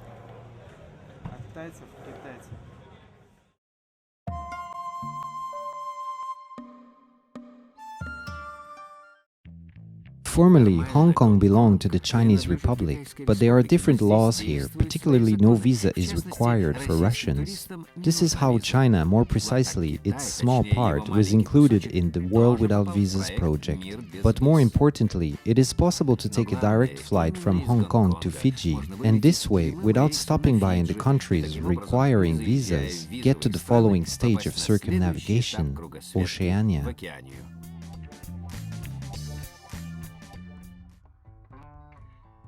Oceania was possibly the most difficult stage of a round-the-world expedition of the World Without Visas. There are no less than 10 countries that are visa-free for Russians here. But what is Oceania? Ocean, correct, and tiny islands states in it. Many of them are still colonies and a visa is necessary to visit them. How to move between the islands and follow the no consulates principle? We will have to limit ourselves to 3 states because one cannot do everything. So, Valery Shanin and Oleg Semishev arrived to Fiji. They also decided to travel over the island counterclockwise.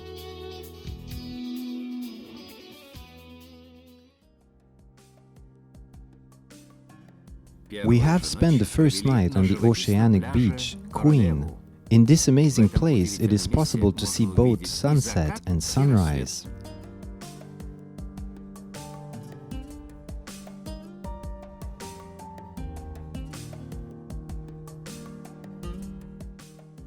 Fiji people are open and friendly, just like the nature surrounding them. Continually, you may hear bula, it's a greeting.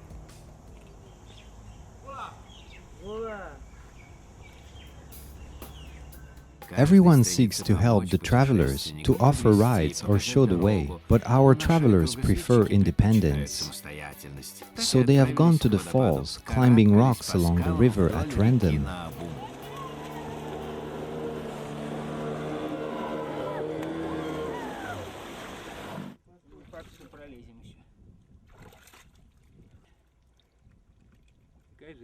It's not the fact that we will get through. This is how we travel around Fiji. Looks like we have created adventures for ourselves. It soon became clear that it is possible to reach the target only by swimming. But what to do with photo and video equipment? Right there, as by request, a Fijian on a bamboo raft appeared.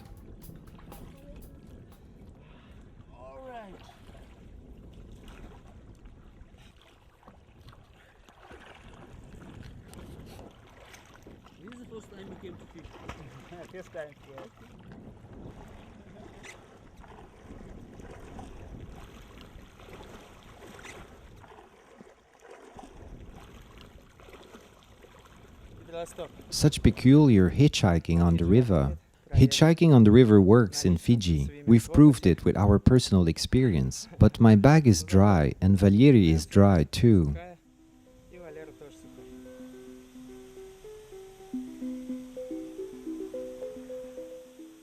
So it turned out to be easy to move around the island, the same with lodging for the night. In every village, the first comer always offered his help. So near Suva, the capital of Fiji, we have spent the night in a Protestant church. We have spent the last night on the seashore, but the photo and video cameras need to be charged. That's why we're looking for a socket. We passed by the suburbs of Suva. Coincidentally, we have met a person who lives in a church and invited us to stay over. Therefore, we spent our second night in Fiji in a church.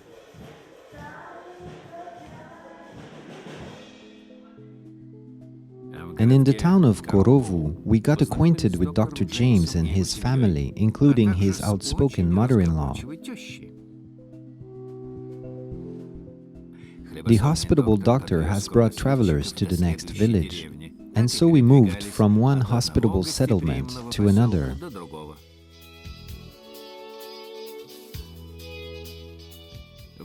In the village of Rorovuana, the entire population, however small, wanted to communicate with the travelers.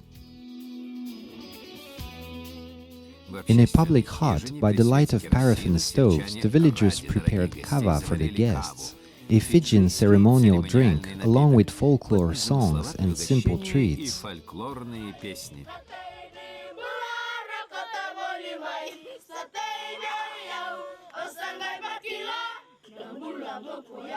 Sanogu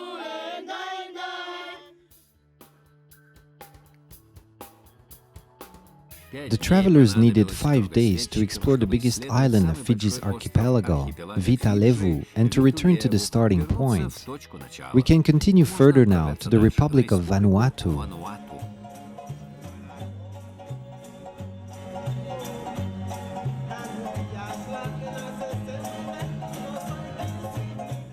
British scientists have made a research on how happy residents feel in different countries.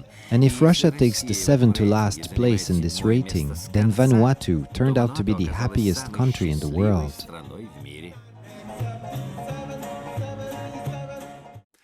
In order to be sure, Valery Shanin and Oleg Semishev have arrived to the main island of the country, Efate. The island is so small that it can be walked across.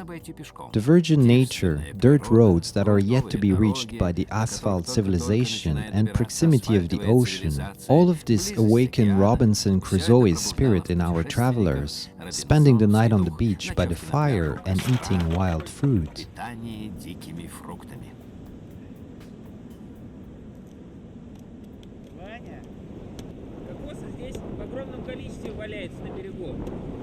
There is abundance of coconuts here on the beach. By the sound, there is water in them, which means they're good. We don't have any tools, so we have to act as primitives.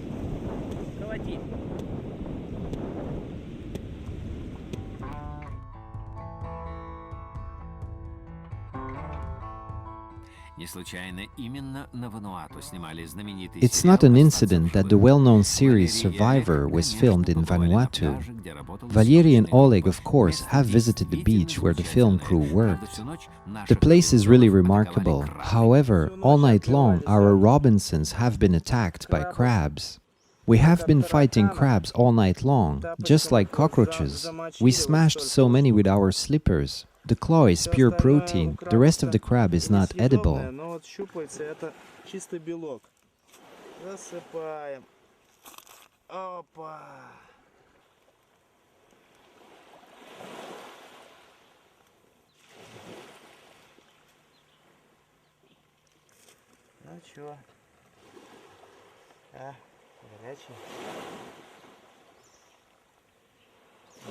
It's hot, let it cool down. Survivor. However, the entire island is a never-ending beach. The surf rhythm and tender climate make locals to become philosophers who are content with what they have. This is Vanuatu's recipe of happiness. From Vanuatu, the travelers took off to the Polynesian archipelago of Samoa via Fiji. Having landed on the island of Upolu, Valery and Oleg at once left the port and by the ferry were transported to the island of Savaii. Either we caught rush hour or the local ferry is chronically overloaded, but it was impossible to find a free seat.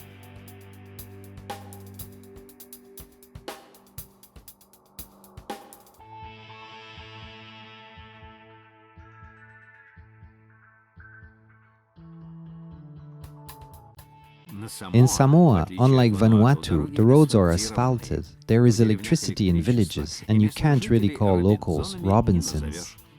They prefer canned food to fresh fruits and can't get their head around why foreigners can stay at home and have to travel from place to place. While our travelers were going around the island, getting into tropical showers, spending the night in local lodges without walls, once again confirming that the real traveler doesn't like to sit within 4 walls. On the Cape Asui Sui, near the Taga village, the stiffened volcanic lava created surprising rock formations, which turn into real fountains thanks to the surf. So our travelers were so astounded by this nature's attraction that they forgot that they should move along.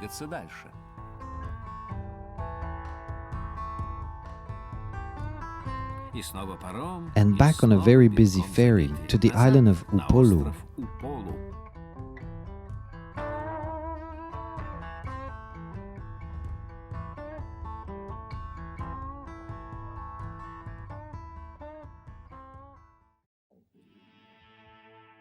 The first thing the travelers did on the biggest island of Samoa is to freshen up,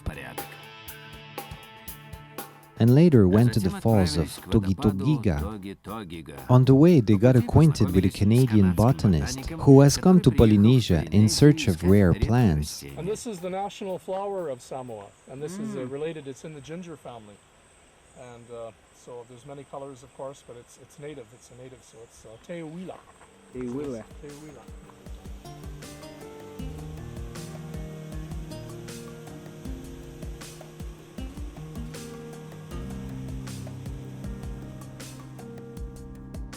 The Canadian drove the travelers to the southernmost tip of the island.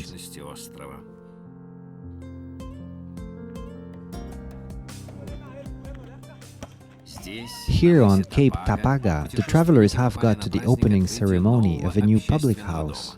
The previous one has been destroyed by the strongest tsunami, and it is only part of the huge damage which was caused to the country by the rage of elements.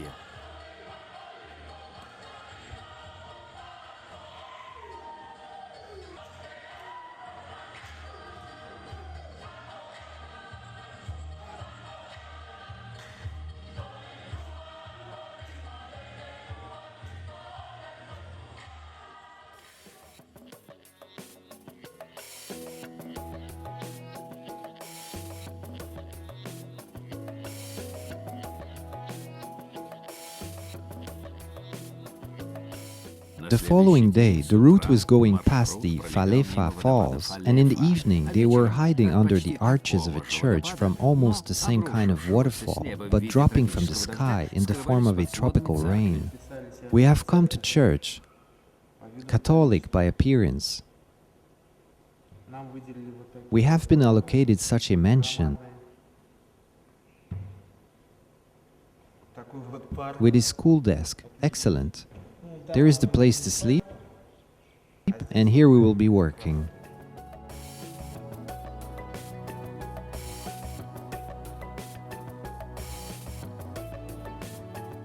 It was interesting to get to a Baha'i temple after being in a Christian church. It is a relatively young religion that is not 2 centuries old yet. However, 5 million supporters of Baha'i have built their temples in all parts of the world. We spent the night in the Baha'i temple, we slept right here, and all evening was spent in a meditative state of mind, examining the temple. We got up in the morning and have been drinking tea for an hour, looking at the temple. We are listening to birds singing. It is a very meditative place, and it is difficult to leave.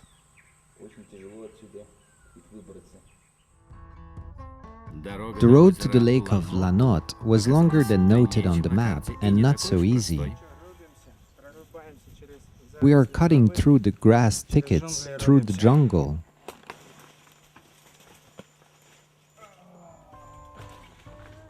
The lake itself wasn't worth it, but adventure is adventure. We called it a night in one of the villages. There are no hotels in the area whatsoever. As a sign of gratitude for offering a lodging for the night, we presented the owner's son with a branded expedition t-shirt. Now the Samoa travelers will have a fan.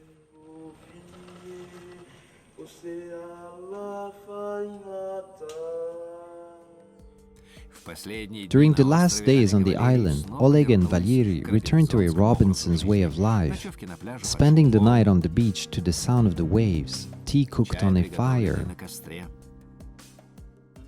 bathing in stone bathtubs,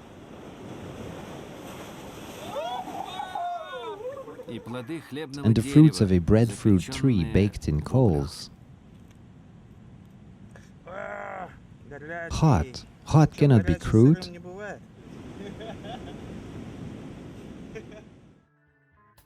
But it is time to go back to civilization, and travelers flew back to Fiji. They spent the day on the beach watching fishermen and have been accommodated for the night by Pastor John from the Assembly of God's Church, having got acquainted with his cheerful parishioners.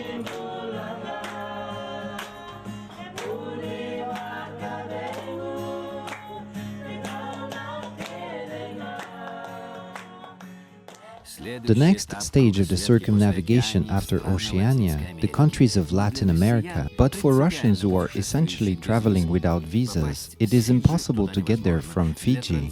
Visas are required for transiting through Australia or New Zealand. We have to make a detour. From the Fiji Islands back to Hong Kong, from there to Kuala Lumpur, and only then to Buenos Aires. Having stopped in the capital of Malaysia for only one day, the travelers got there in time for the Chinese New Year. Well, it's remarkable. A new year and a new stage of round-the-world expedition, the world without visas. A new continent and a new hemisphere. Straight ahead to South America.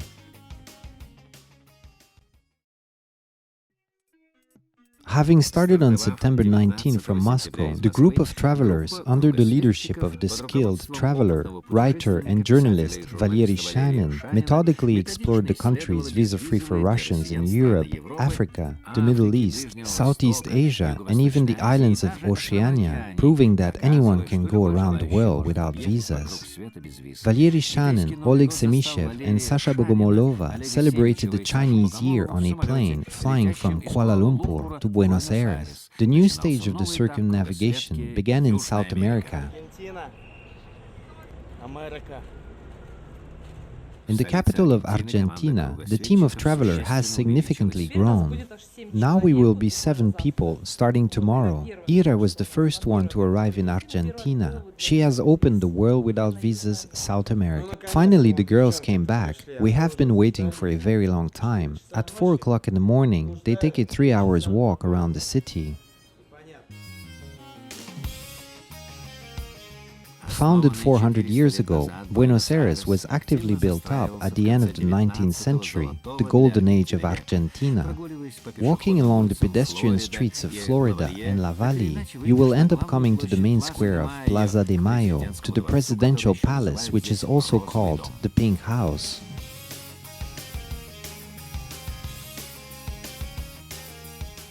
One more participant of the expedition, Herman Romanov, arrived the next day. I am so happy to see everybody. I have reached here well and I'm glad to see you all together and in good health to our meeting with the whole group. Buenos Aires is the largest city of Latin America, which can't be studied in 1 month. But the principle of circumnavigation is the continuous movement, and the 7 brave are moving forward to the south, on a night bus to Patagonia.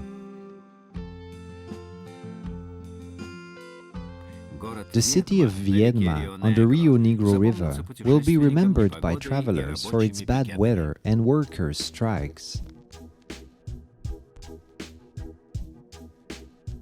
And the sea resort of Las Grutas, meaning caves, for its caves, of course. Huge caves, up to 10 meters, as well as for its ocean, beach and crowds of tourists. It is more interesting to travel with a big company and sometimes even more appetizing. Oleg, who's going to cook plov today? I can help with plov. I lived in Turkmenistan for a year. Shh, not you. Oleg, meat should be cut by man. All right. As though the knife is sharp. This is usually burned and gets eaten before the plov is ready.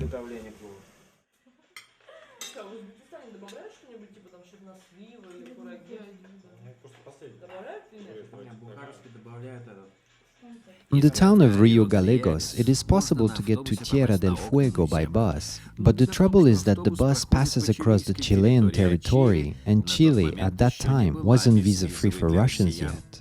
Having trusted the employee of the bus company that they will pass through the Chilean border on transit, travelers bought the ticket, but they were not let through the border. What, Julia? They did not let you in Chile? No, they didn't. But we will find a solution. The main thing is that we have kept the principle of the project, traveling without visas. We have been waiting for 3 hours at the border and they didn't let us in, and now they want to deport us. We will be claiming our money back for the tickets. вернули деньги за билет, ну и прочее, прочее. Having organized a seating protest, followed by a lying protest at the bus station, and having communicated with local police, the travelers from Russia became local celebrities. The city newspaper has dedicated them the front page. After that, Sasha Bogomolova and Oleg Semishev changed their minds to go to Tierra del Fuego, and each of them went their own way. It's either hot or cold, not clear, and I don't know where to go to. The other travelers have departed to Ushuaia by plane. Valery Shanin, visiting Argentina already for the third time, has reached for the first time the most southern city of the earth, Ushuaia. The majority of the ships going to Antarctica leave exactly from here. In the port, the travelers found at once a Russian vessel, Professor Multanovsky. It is my first season in Antarctic. I am usually in the Arctic.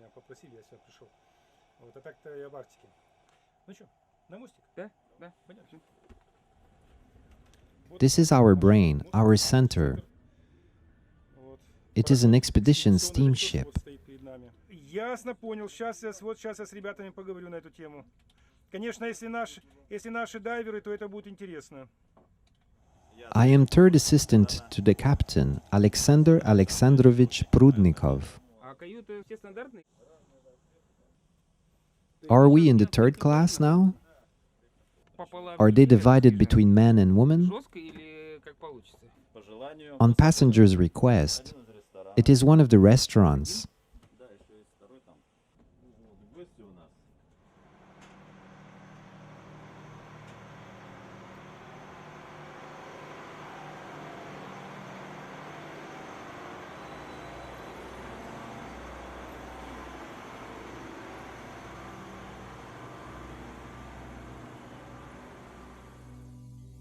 Unfortunately, the excursion to Antarctica didn't work out. All passenger seats on the vessel were taken, and it is dangerous to transport additional tourists across the ever-storming Drake Strait, and it is therefore strictly forbidden.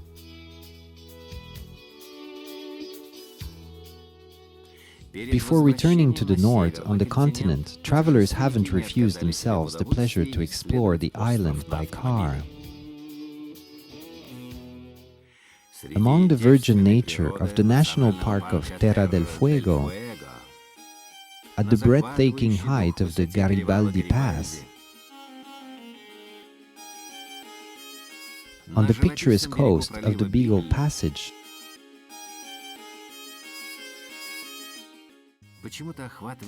an acute feeling comes over you that you are standing at the end of the world, perhaps because it is truly so? Yes, for the sake of this view, it is worth flying over half of the globe. When the Antarctic continent with its eternal winter is so close, it is a high time to enroll in walruses. How is it? Super, I never swam like that. I can now be officially enrolled in walruses. Yes, at the end of the world. Thank you, Valery.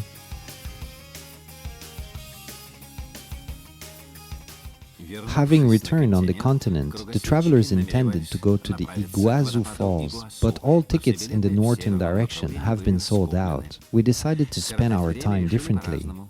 Herman chose to go mountain biking. Yulia and Irina Shieglova have registered in a glacier hike campaign, and Valery and Irina Protasova went on an independent trekking in the Los Glaciares Park. The entrance here is free. The park is speckled by dozens of tourist tracks, so it is impossible to get lost.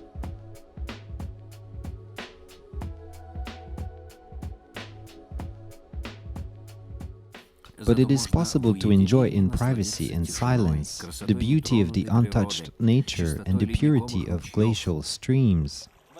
Ice water, but there is a possibility that it is clean, a spring from under the ground. We shall experiment on ourselves.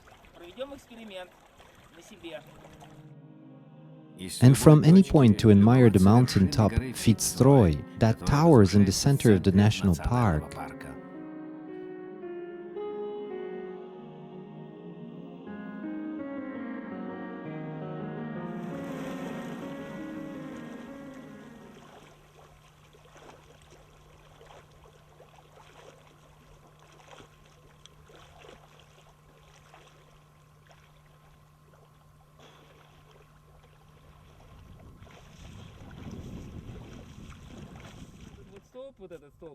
A post with two signs is the most distant point we've reached.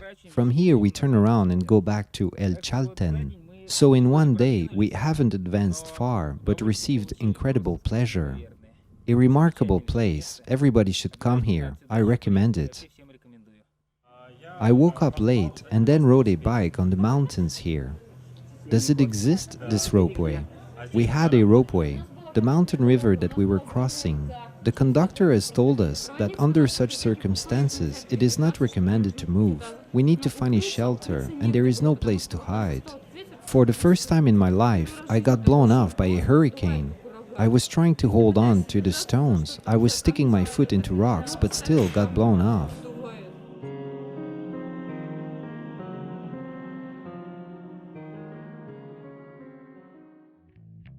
The legendary Argentinian highway Ruta 40 goes from the Strait of Magellan to the Bolivian border. It is 5,000 kilometers long. Tickets for the bus were sold out several days ahead. What is left to do? Hitchhiking. But the road number 40 is known as an anti-hitchhiking road. Herman preferred to go around by buses, and Valery and the girls decided to take a risk.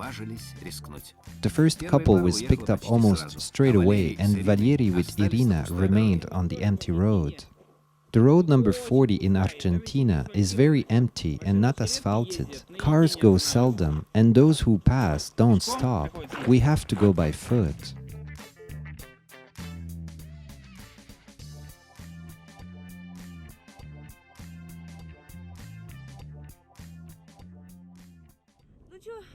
The road number 40 is going there, and this is an unknown route.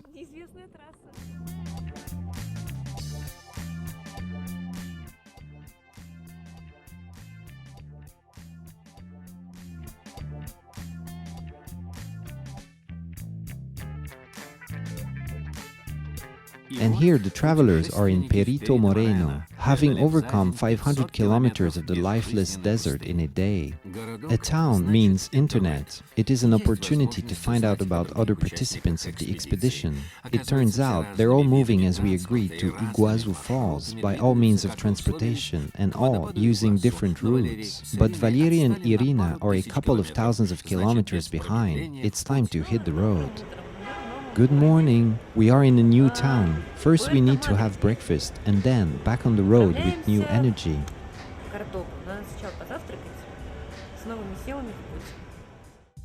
The travelers are trying to catch up with their companions using a so-called storming technique, moving by regular buses at night and during the day by hitchhiking. This method instantly proved its efficiency. These are the most frequent cars on the highway. They are the most high speed on which you can overtake all and travel much quicker. Even giving a head start to the bus, you will end up ahead of it. Natalia. Russian name. Russo. Russian name. Sí. Natalia. Russo. Alexei. Rus name. Alexei. Alexei. Russo también. Russo.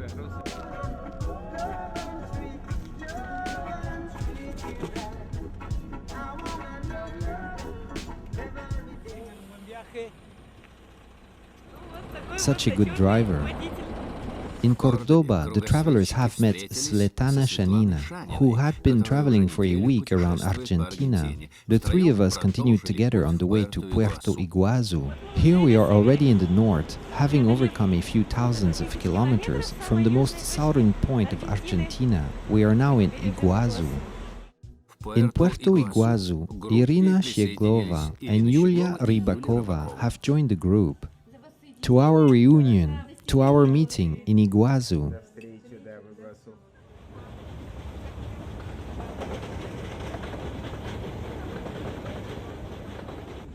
Iguazu is not a fall, but falls. There are several hundreds of them. The best known, the Throat of the Devil. The falls are included by UNESCO in the list of natural monuments of World Heritage. And this undoubtedly is a wonder of the world. Come to visa-free Argentina and see for yourself.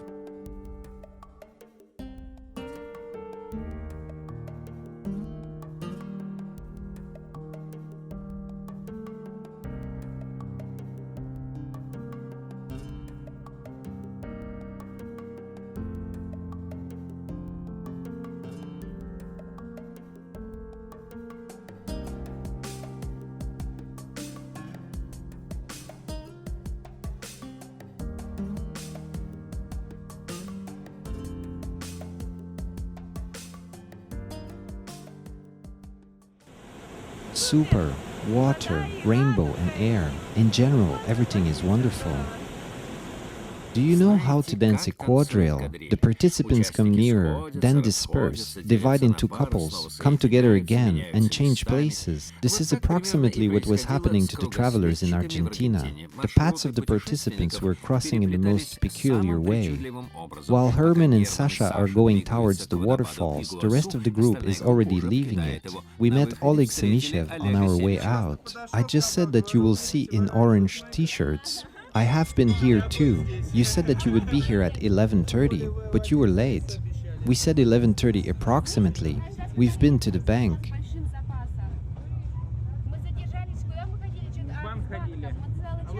Have you swam? Yes, we are wet.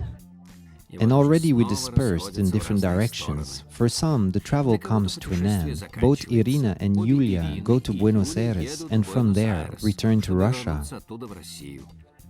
Sasha Bogomolova is also leaving the expedition. She wandered for half a year together with Valery Shanin and Oleg Senishev across Europe, Africa, the Middle East, Southeast Asia and South America.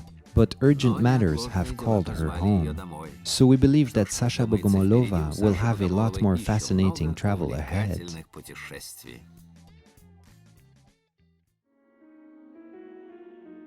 And Valery, Svetlana and Oleg go to San Ignacio. After noisy waterfalls, it is especially pleasant to wander in silence on the ruins of the Jesuit mission of San Ignacio.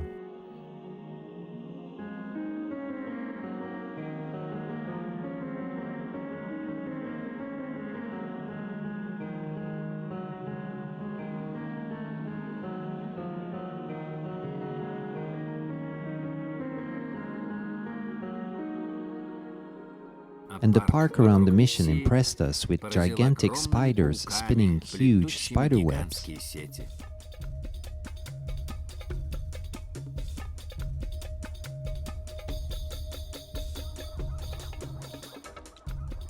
From here, Svetlana Shanina departed to the airport of Buenos Aires and was almost late for the Moscow flight because of a bus delay.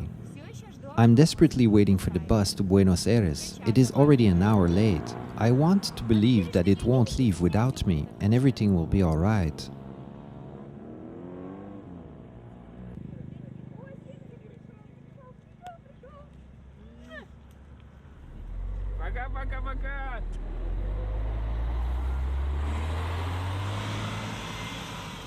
Sveta was seen off. The bus was an hour and 10 minutes late, but we are hoping that it will arrive in time at the airport.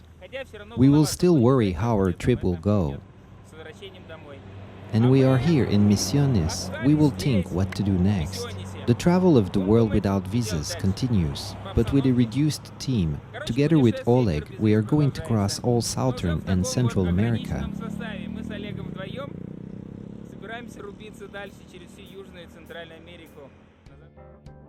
The route of circumnavigation lies through Bolivia, but we still need to reach there, through Salta, San Salvador, and Humahuaca.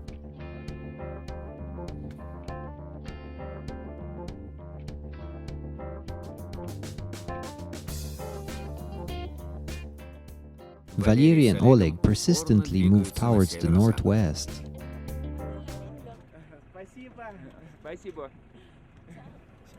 Nice girl.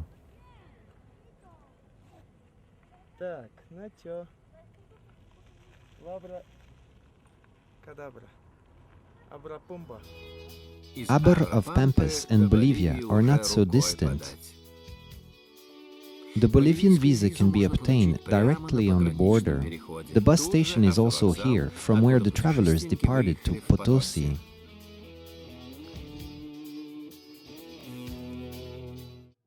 There are many ancient grandiose buildings remaining in this very old and mountainous city.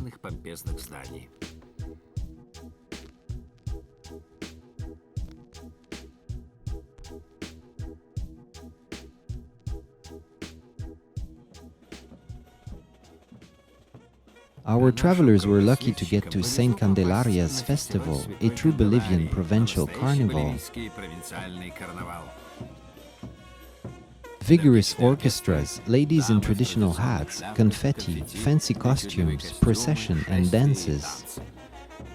So perhaps the euphoria experienced by our travelers was caused not so much by bright costumes and drum rhythms, but by the mountain atmosphere with a lack of oxygen. Mountain illness is not a joke, so the travelers immediately decided to go further. The main site in the town of Uyuni, a cemetery of locomotives.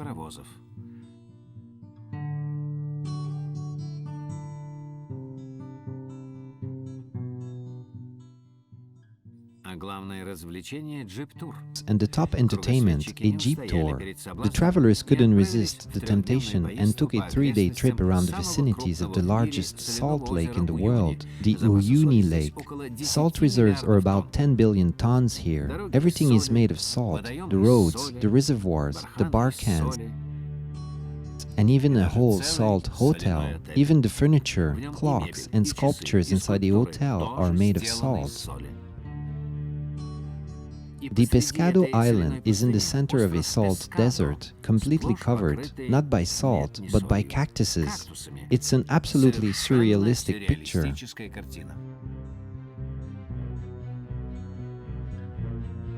Of course, salt does not affect the car engine in a good way. But while the driver is once again struggling with the died-out jeep, it is possible to observe a flamingo and llamas nearby.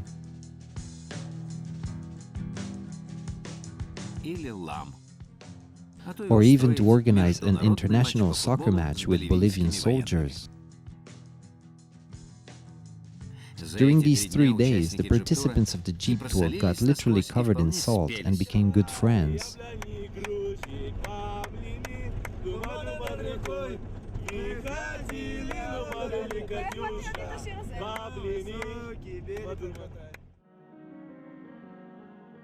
Very few people know that the highest statue of Jesus Christ is not in Rio de Janeiro, but in the Bolivian city of Cochabamba. From the mountaintop where it was established, the whole city is like on the palm of a hand.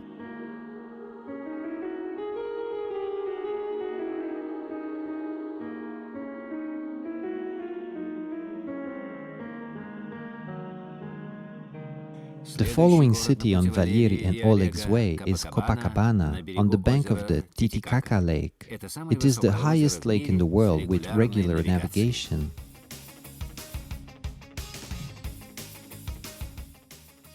The main route of local vessels, Isla del Sol, the Island of the Sun.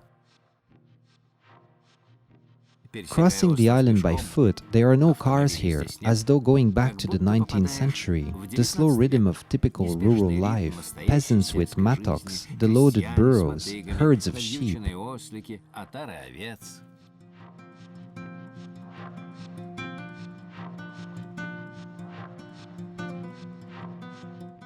The island is considered the cradle of Inca civilization, and the main goal, of course, is to see ancient ruins.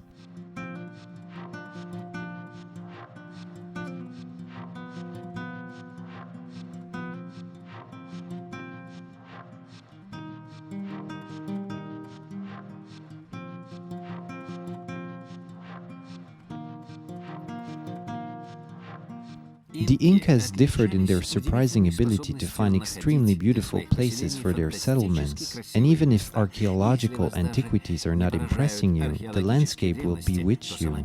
Maybe because the main criterion of Incas for choosing a place was the desire to live closer to gods, and they seemingly managed it.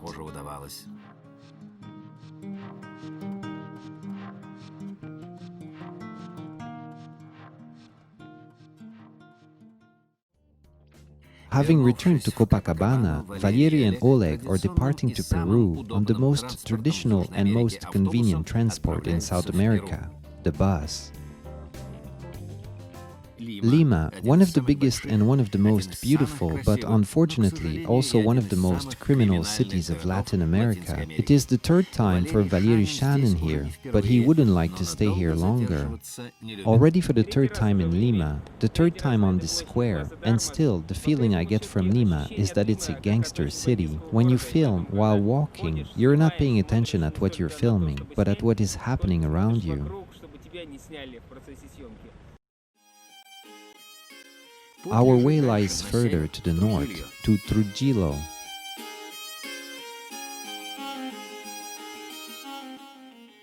There are ruins of the well-known pyramids of the sun and the moon, located in the suburbs of this city.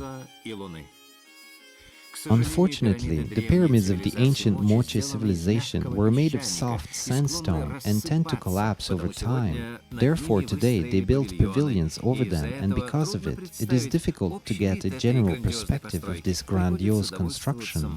So we have to enjoy what is left, to contemplate mysterious beings on bas-reliefs and frescoes.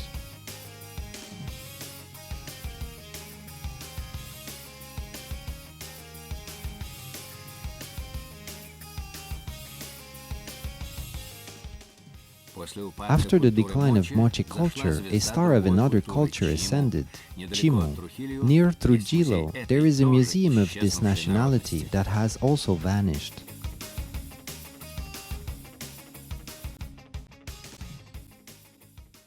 The main city of Chimo was Chanchan, once the largest settlement of South America. The ruins of Chanchan are labyrinths made of raw clay with a rectangular reservoir in the center. It cannot all be seen in one day.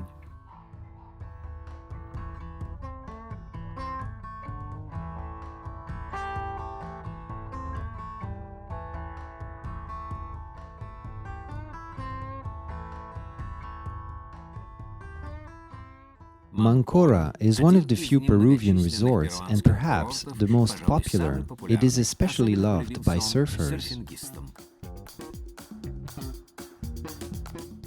And for the travelers, Mancora is a convenient point from where it is possible to go straight to Ecuador, the next country on the route of around the world without visas.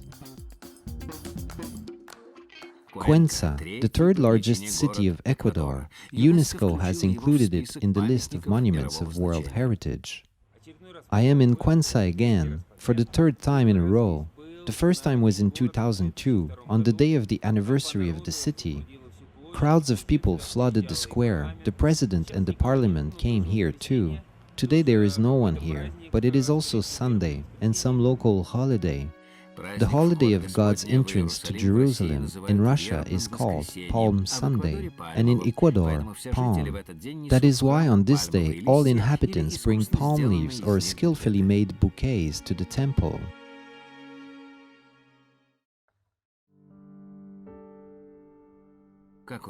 Traditionally, the travelers took a bus to the ruins of the well-known Inca fortress of Ingapirca. Little remains from the most ancient city, but as always, the place chosen by the Incas is very picturesque.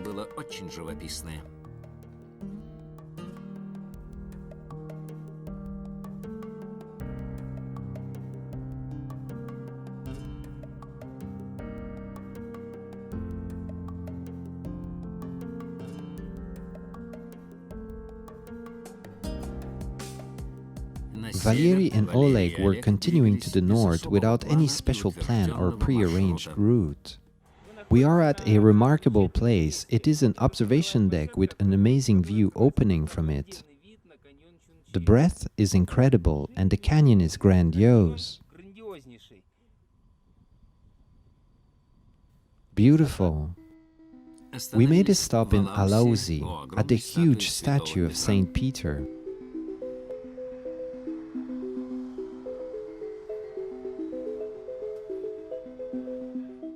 In Riobamba, we became witnesses of the pre-Easter festive procession. The country was preparing for one of the main Christian holidays, and the travelers arrived to the capital of Ecuador, Quito, for Good Friday. Today is Good Friday, and there is so many people in the streets. It's my third time at this cathedral, but usually there is nobody here. It is a quiet and peaceful place.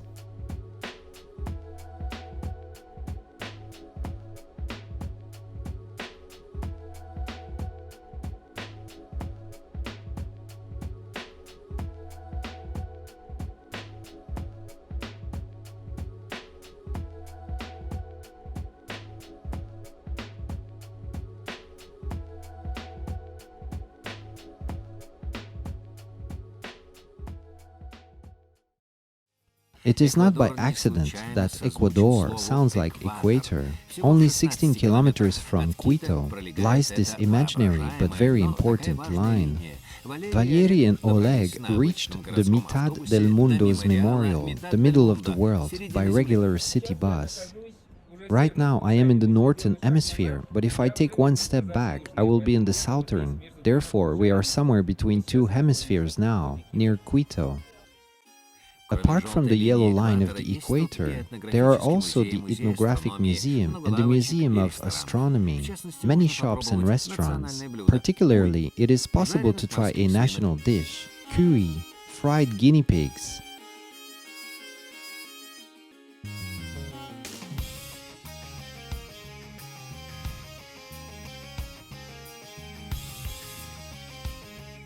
We are continuing the circumnavigation, the world without visas. Travelers move further to the north.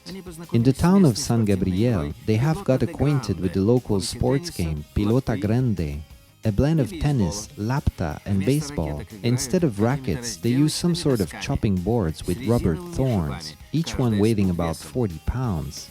By the way, there is an international match of the Ecuadorian team against players from Colombia, where the next part of the trip, the world without visas, lay.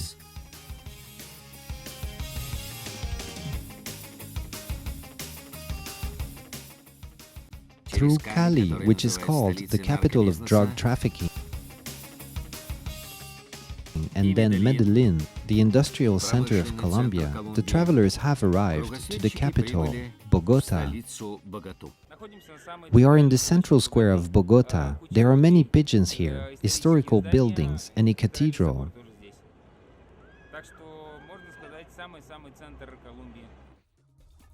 The Congress building on the square was infested by 1,300 ants. It is an art installation urging to draw attention to the compelling immigration of Colombians. The situation in the country is intense. It is a true civil war. Terrorists quite often kidnap foreigners for ransom. Our travelers weren't eager to be taken prisoners, and therefore they have crossed the country without stopping anywhere on the way to Venezuela. The participants of the Around the World Without Visas expedition, Valery Shanin and Oleg Semishev, decided to cross Venezuela diagonally, bypassing the main roads. Will it work? Heavy rain has started, despite the forecast. The rain is following us from Colombia. We escaped for a while. It got dry, but then the rain caught us again. A drought in the country. Nevertheless, we were slowly moving ahead on minibuses and buses. After they got tired of the eternal rain, the travelers took the ferry from the continent to Margarita Island in hope that the weather will be better there.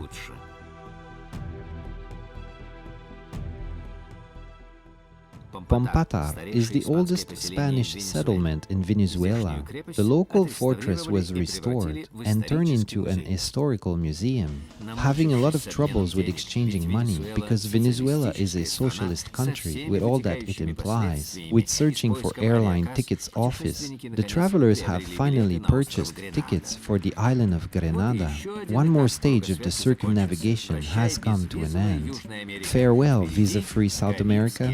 Ahead, the Caribbean islands. By the last stage of the Around the World travel, the world without visas, to the Caribbean islands, the group had reduced to 2 people. Valery Shanin and Oleg Semishev began their Caribbean cruise with the island of Grenada. This independent state is part of the British Commonwealth. The island is small, it can be crossed by foot.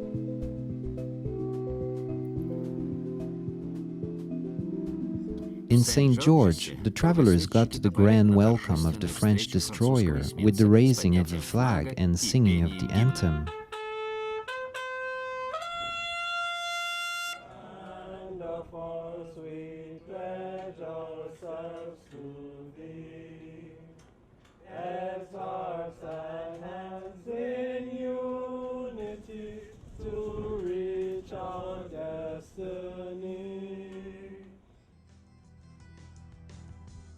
Over the entrance gate to the settlement of Goyave, it says that this is the fishing capital of Grenada. It is indeed true. Since early morning, there are dozens of small fishing boats going out at sea.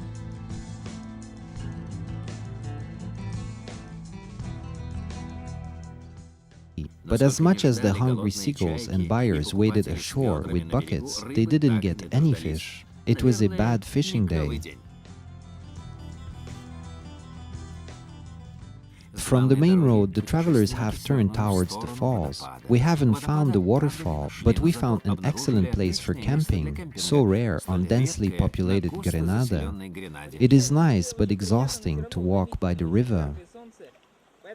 The sun is very hot, therefore I have taken a small break to swim. The water is very pleasant. The optimal temperature, not cold and not hot, and bananas nearby, almost dropping in my mouth, hanging over my head. Good rice, hot.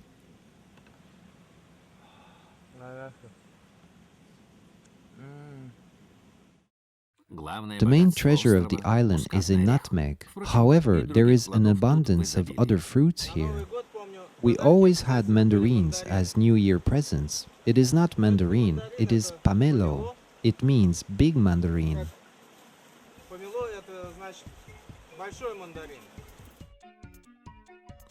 The next night was spent on the beach. We still managed to get to the falls, and in the process we found ripe mangoes.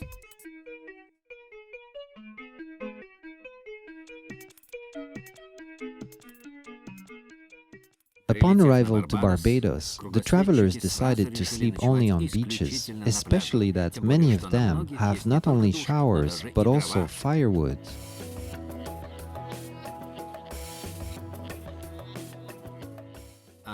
Apart from the beaches, there is nothing to look at here. There are no particular sites on the island. Even palaces and mansions are abandoned and are used by no one. So the main activity in Barbados is to enjoy the beauty of nature and to admire the ocean.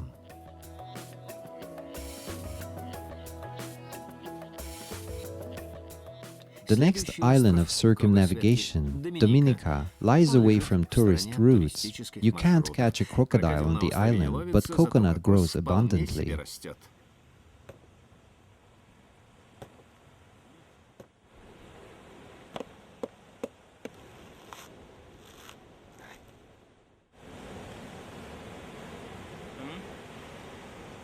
Amazing taste of fresh coconut.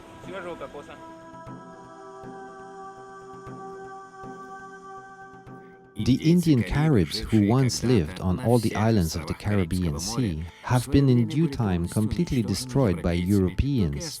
Now it is only the name of the sea and the archipelago. It turns out that the last reservation of Caribs, operated by the supreme leader, has remained only in Dominica.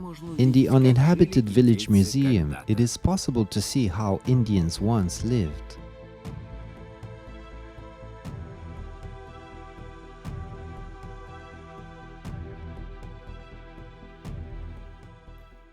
There is also a natural object in Dominica that was included by UNESCO in the list of the world monuments. It is a national park, and the most interesting there, the Emerald Falls, sinking in the greenery of all shades of emerald.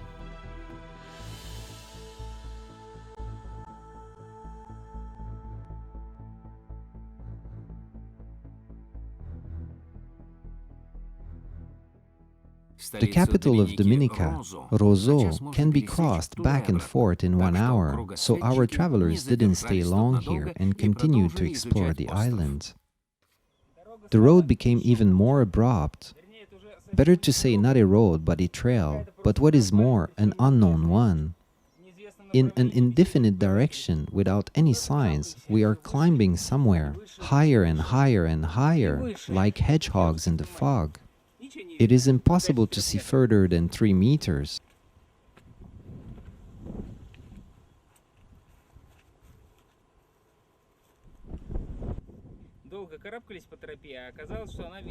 We have been climbing for a long time and have finally risen to the mountain top.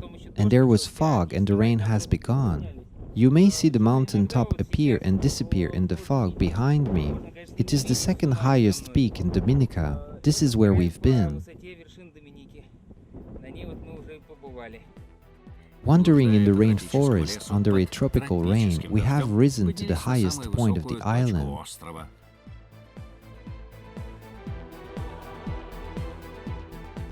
We then went down to the freshwater lake. We lost the way several times, but nevertheless got out of the wild jungle and have departed to another island, Antigua. The state of Antigua and Barbuda consists of 3 islands. The travelers have only managed to visit the main island, Antigua. This island, after traveling over the countries of Latin America, impressed us with its cleanliness and wealth. They haven't heard of slums here. Half Moon Bay is considered the best beach of the island. A local who was driving the travelers there was happy to show us his land on which he grows fruits that are exotic for Russians.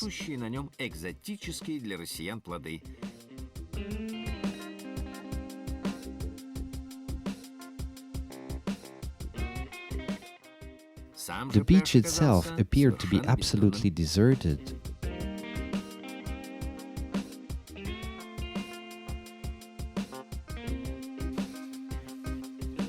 Having spent the night on the ocean coast, Valery and Oleg left the island of rich idlers in the morning and took off to the Dominican Republic.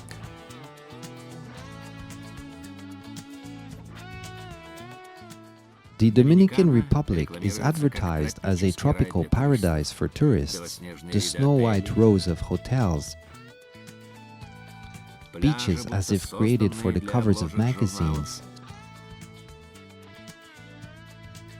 soft waves for beginning surfers, and wonderful climate. The Dominican Republic is a favorite for tourists riding buggies on the island, as well as for emigrants like this native of Germany who has lodged here 20 years ago and is not interested to go back. Beautiful. It's my island. I was the last 12 years not back in Germany. And here are coming people from all over the world and many people from your country. Historically, the Samana Peninsula met Christopher Columbus by a hail of arrows of natives. Today this place is advertised as an untouched corner of virgin nature. It is possible to get there through the passage by a passenger ferry. It is not easy to descend here. It is also raining.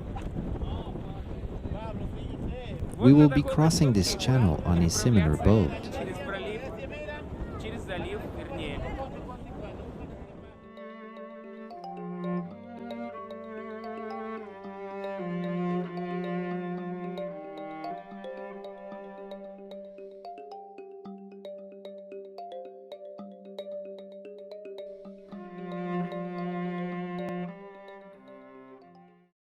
On the way to the falls, the travelers stopped by in a small artel producing cigars and had an opportunity to observe in detail the manufacturing process.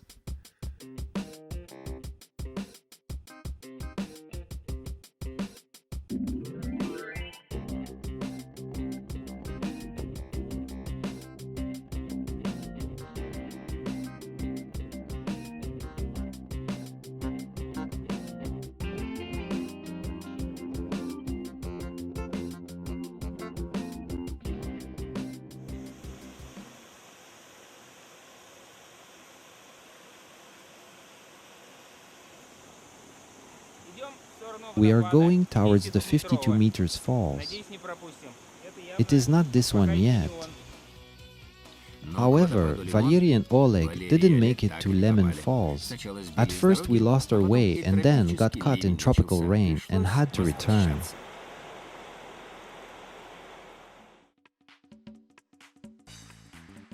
The town of Las Terrenas, judging by the size of an exhibition sale of local painters, is inhabited by artists only. Looks like the subject is the same for all, sea and palm trees.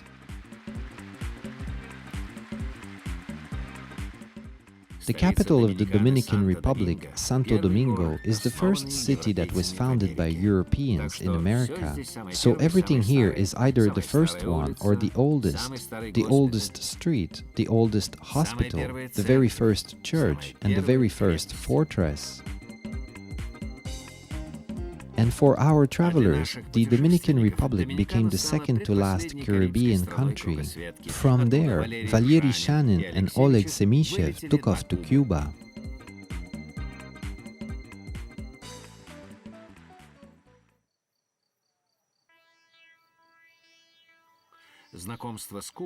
The acquaintance with Cuba has begun with an unusual type of transport, the passenger truck, a purely Cuban invention, and to pay for the journey, the travelers have to use one more local invention, cook, the second official Cuban currency. It is exchanged for dollars 1-to-1, so Cubans pay the fare on the passenger truck 1 peso and foreigners 1 cook, 24 times more.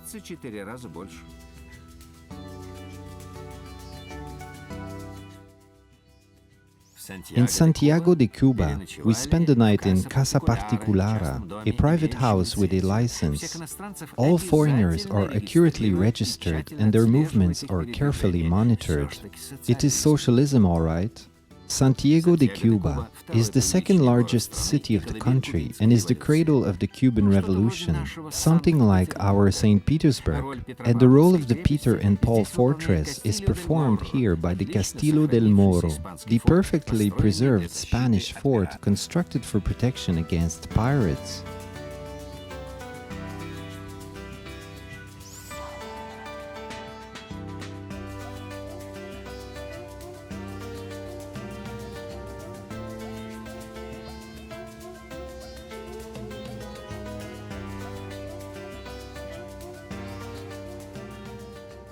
Trains to Havana leave only several times a week, but it is possible to get there by bus too. Of course, foreigners should go on a special bus for foreigners. The small town of Bayamo, the homeland of the national anthem of Cuba. The main means of transport here are animal-drawn and pedal, but we can go further by the cargo bus. To Holguin City, for example, 70 kilometers for 5 rubles. Socialism it is.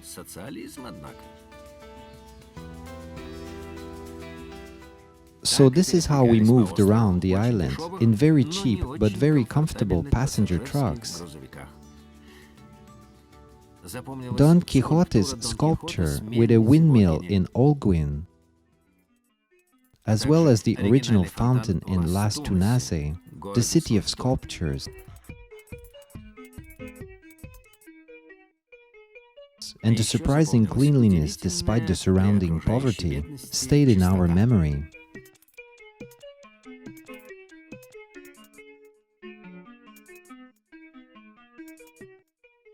We unsuccessfully tried to leave by train from Camagüey, but it appears that passenger trucks don't go on weekends either. For such cases, there is a means of transportation tested worldwide: hitchhiking. But in Cuba, hitchhiking is peculiar. There are special points where travelers can peacefully wait in the shadow, while cars are stopped by a professional stopper who receives a governmental salary and small tips. Socialism again. The center of the Ciego de Avila city was considered to become a tourist paradise, a pedestrian zone with little shops and restaurants. Having peeked behind the fence, it is possible to see how the area used to look like. Valery and Oleg visited the local chess club. They got acquainted with 2 beautiful Cuban girls and continued further.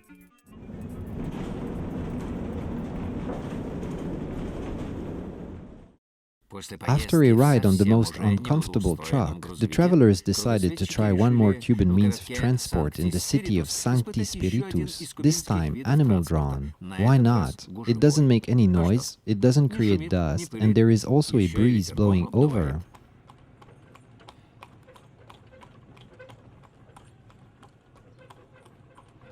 There are practically no new constructions in Sancti Spiritus, some sort of reserve of colonial architecture.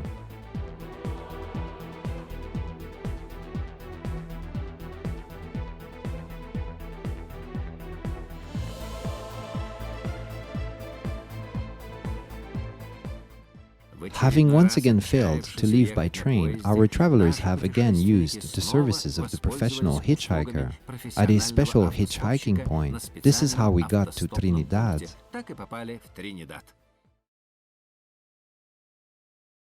Trinidad, the tourist mecca of Cuba, so travelers don't get neglected here. We have been approached several times with the question, "Do you want a girl?" No. Lobster? There is no way without lobster, so here we are having lobster for dinner.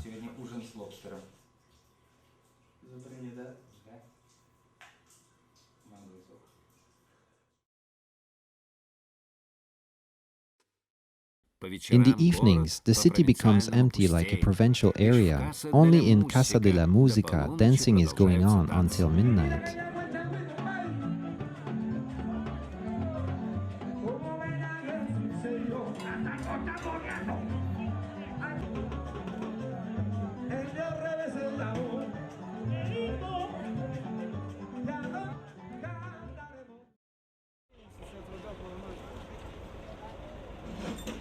It was impossible to leave Trinidad from Cienfuegos in any way, even by means of organized hitchhiking. When it is impossible to drive, we walk. Oleg Semishev and Valery Shanin left on foot along the coast, periodically swimming in the sea. However, spending the night under the open sky was not really successful. We have been attacked by thousands of small crabs all night long. Remarkable place, we almost got eaten by crabs, very small, but so many, the rest is just fine. Larger species appeared in the morning. Look, it's attacking, it's the fighter's attack.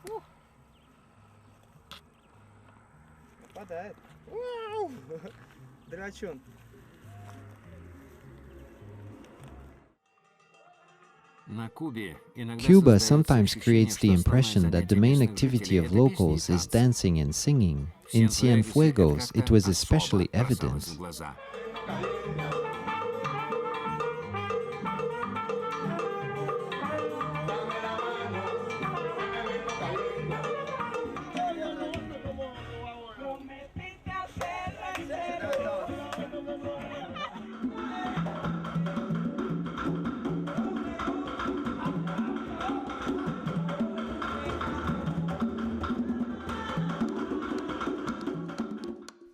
In Santa Clara, there was the main battle of the Cuban Revolution, under the leadership of Ernesto Guevara. So it is possible to say without exaggeration that Santa Clara is the city of revolutionary glory, the city of the Comandante Che.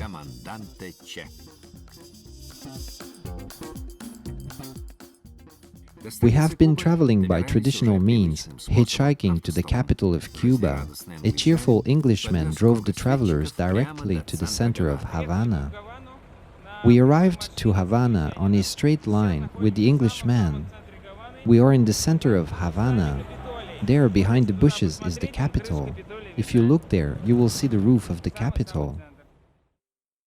During the circumnavigation, the world without visas, the travelers rarely spend the night twice in the same place, but for Havana it is possible to make an exception. There are many ancient monuments in the city, although preserved in a bad state. As there is practically no public transport in Havana, the most convenient way to go sightseeing is on a leisurely walk.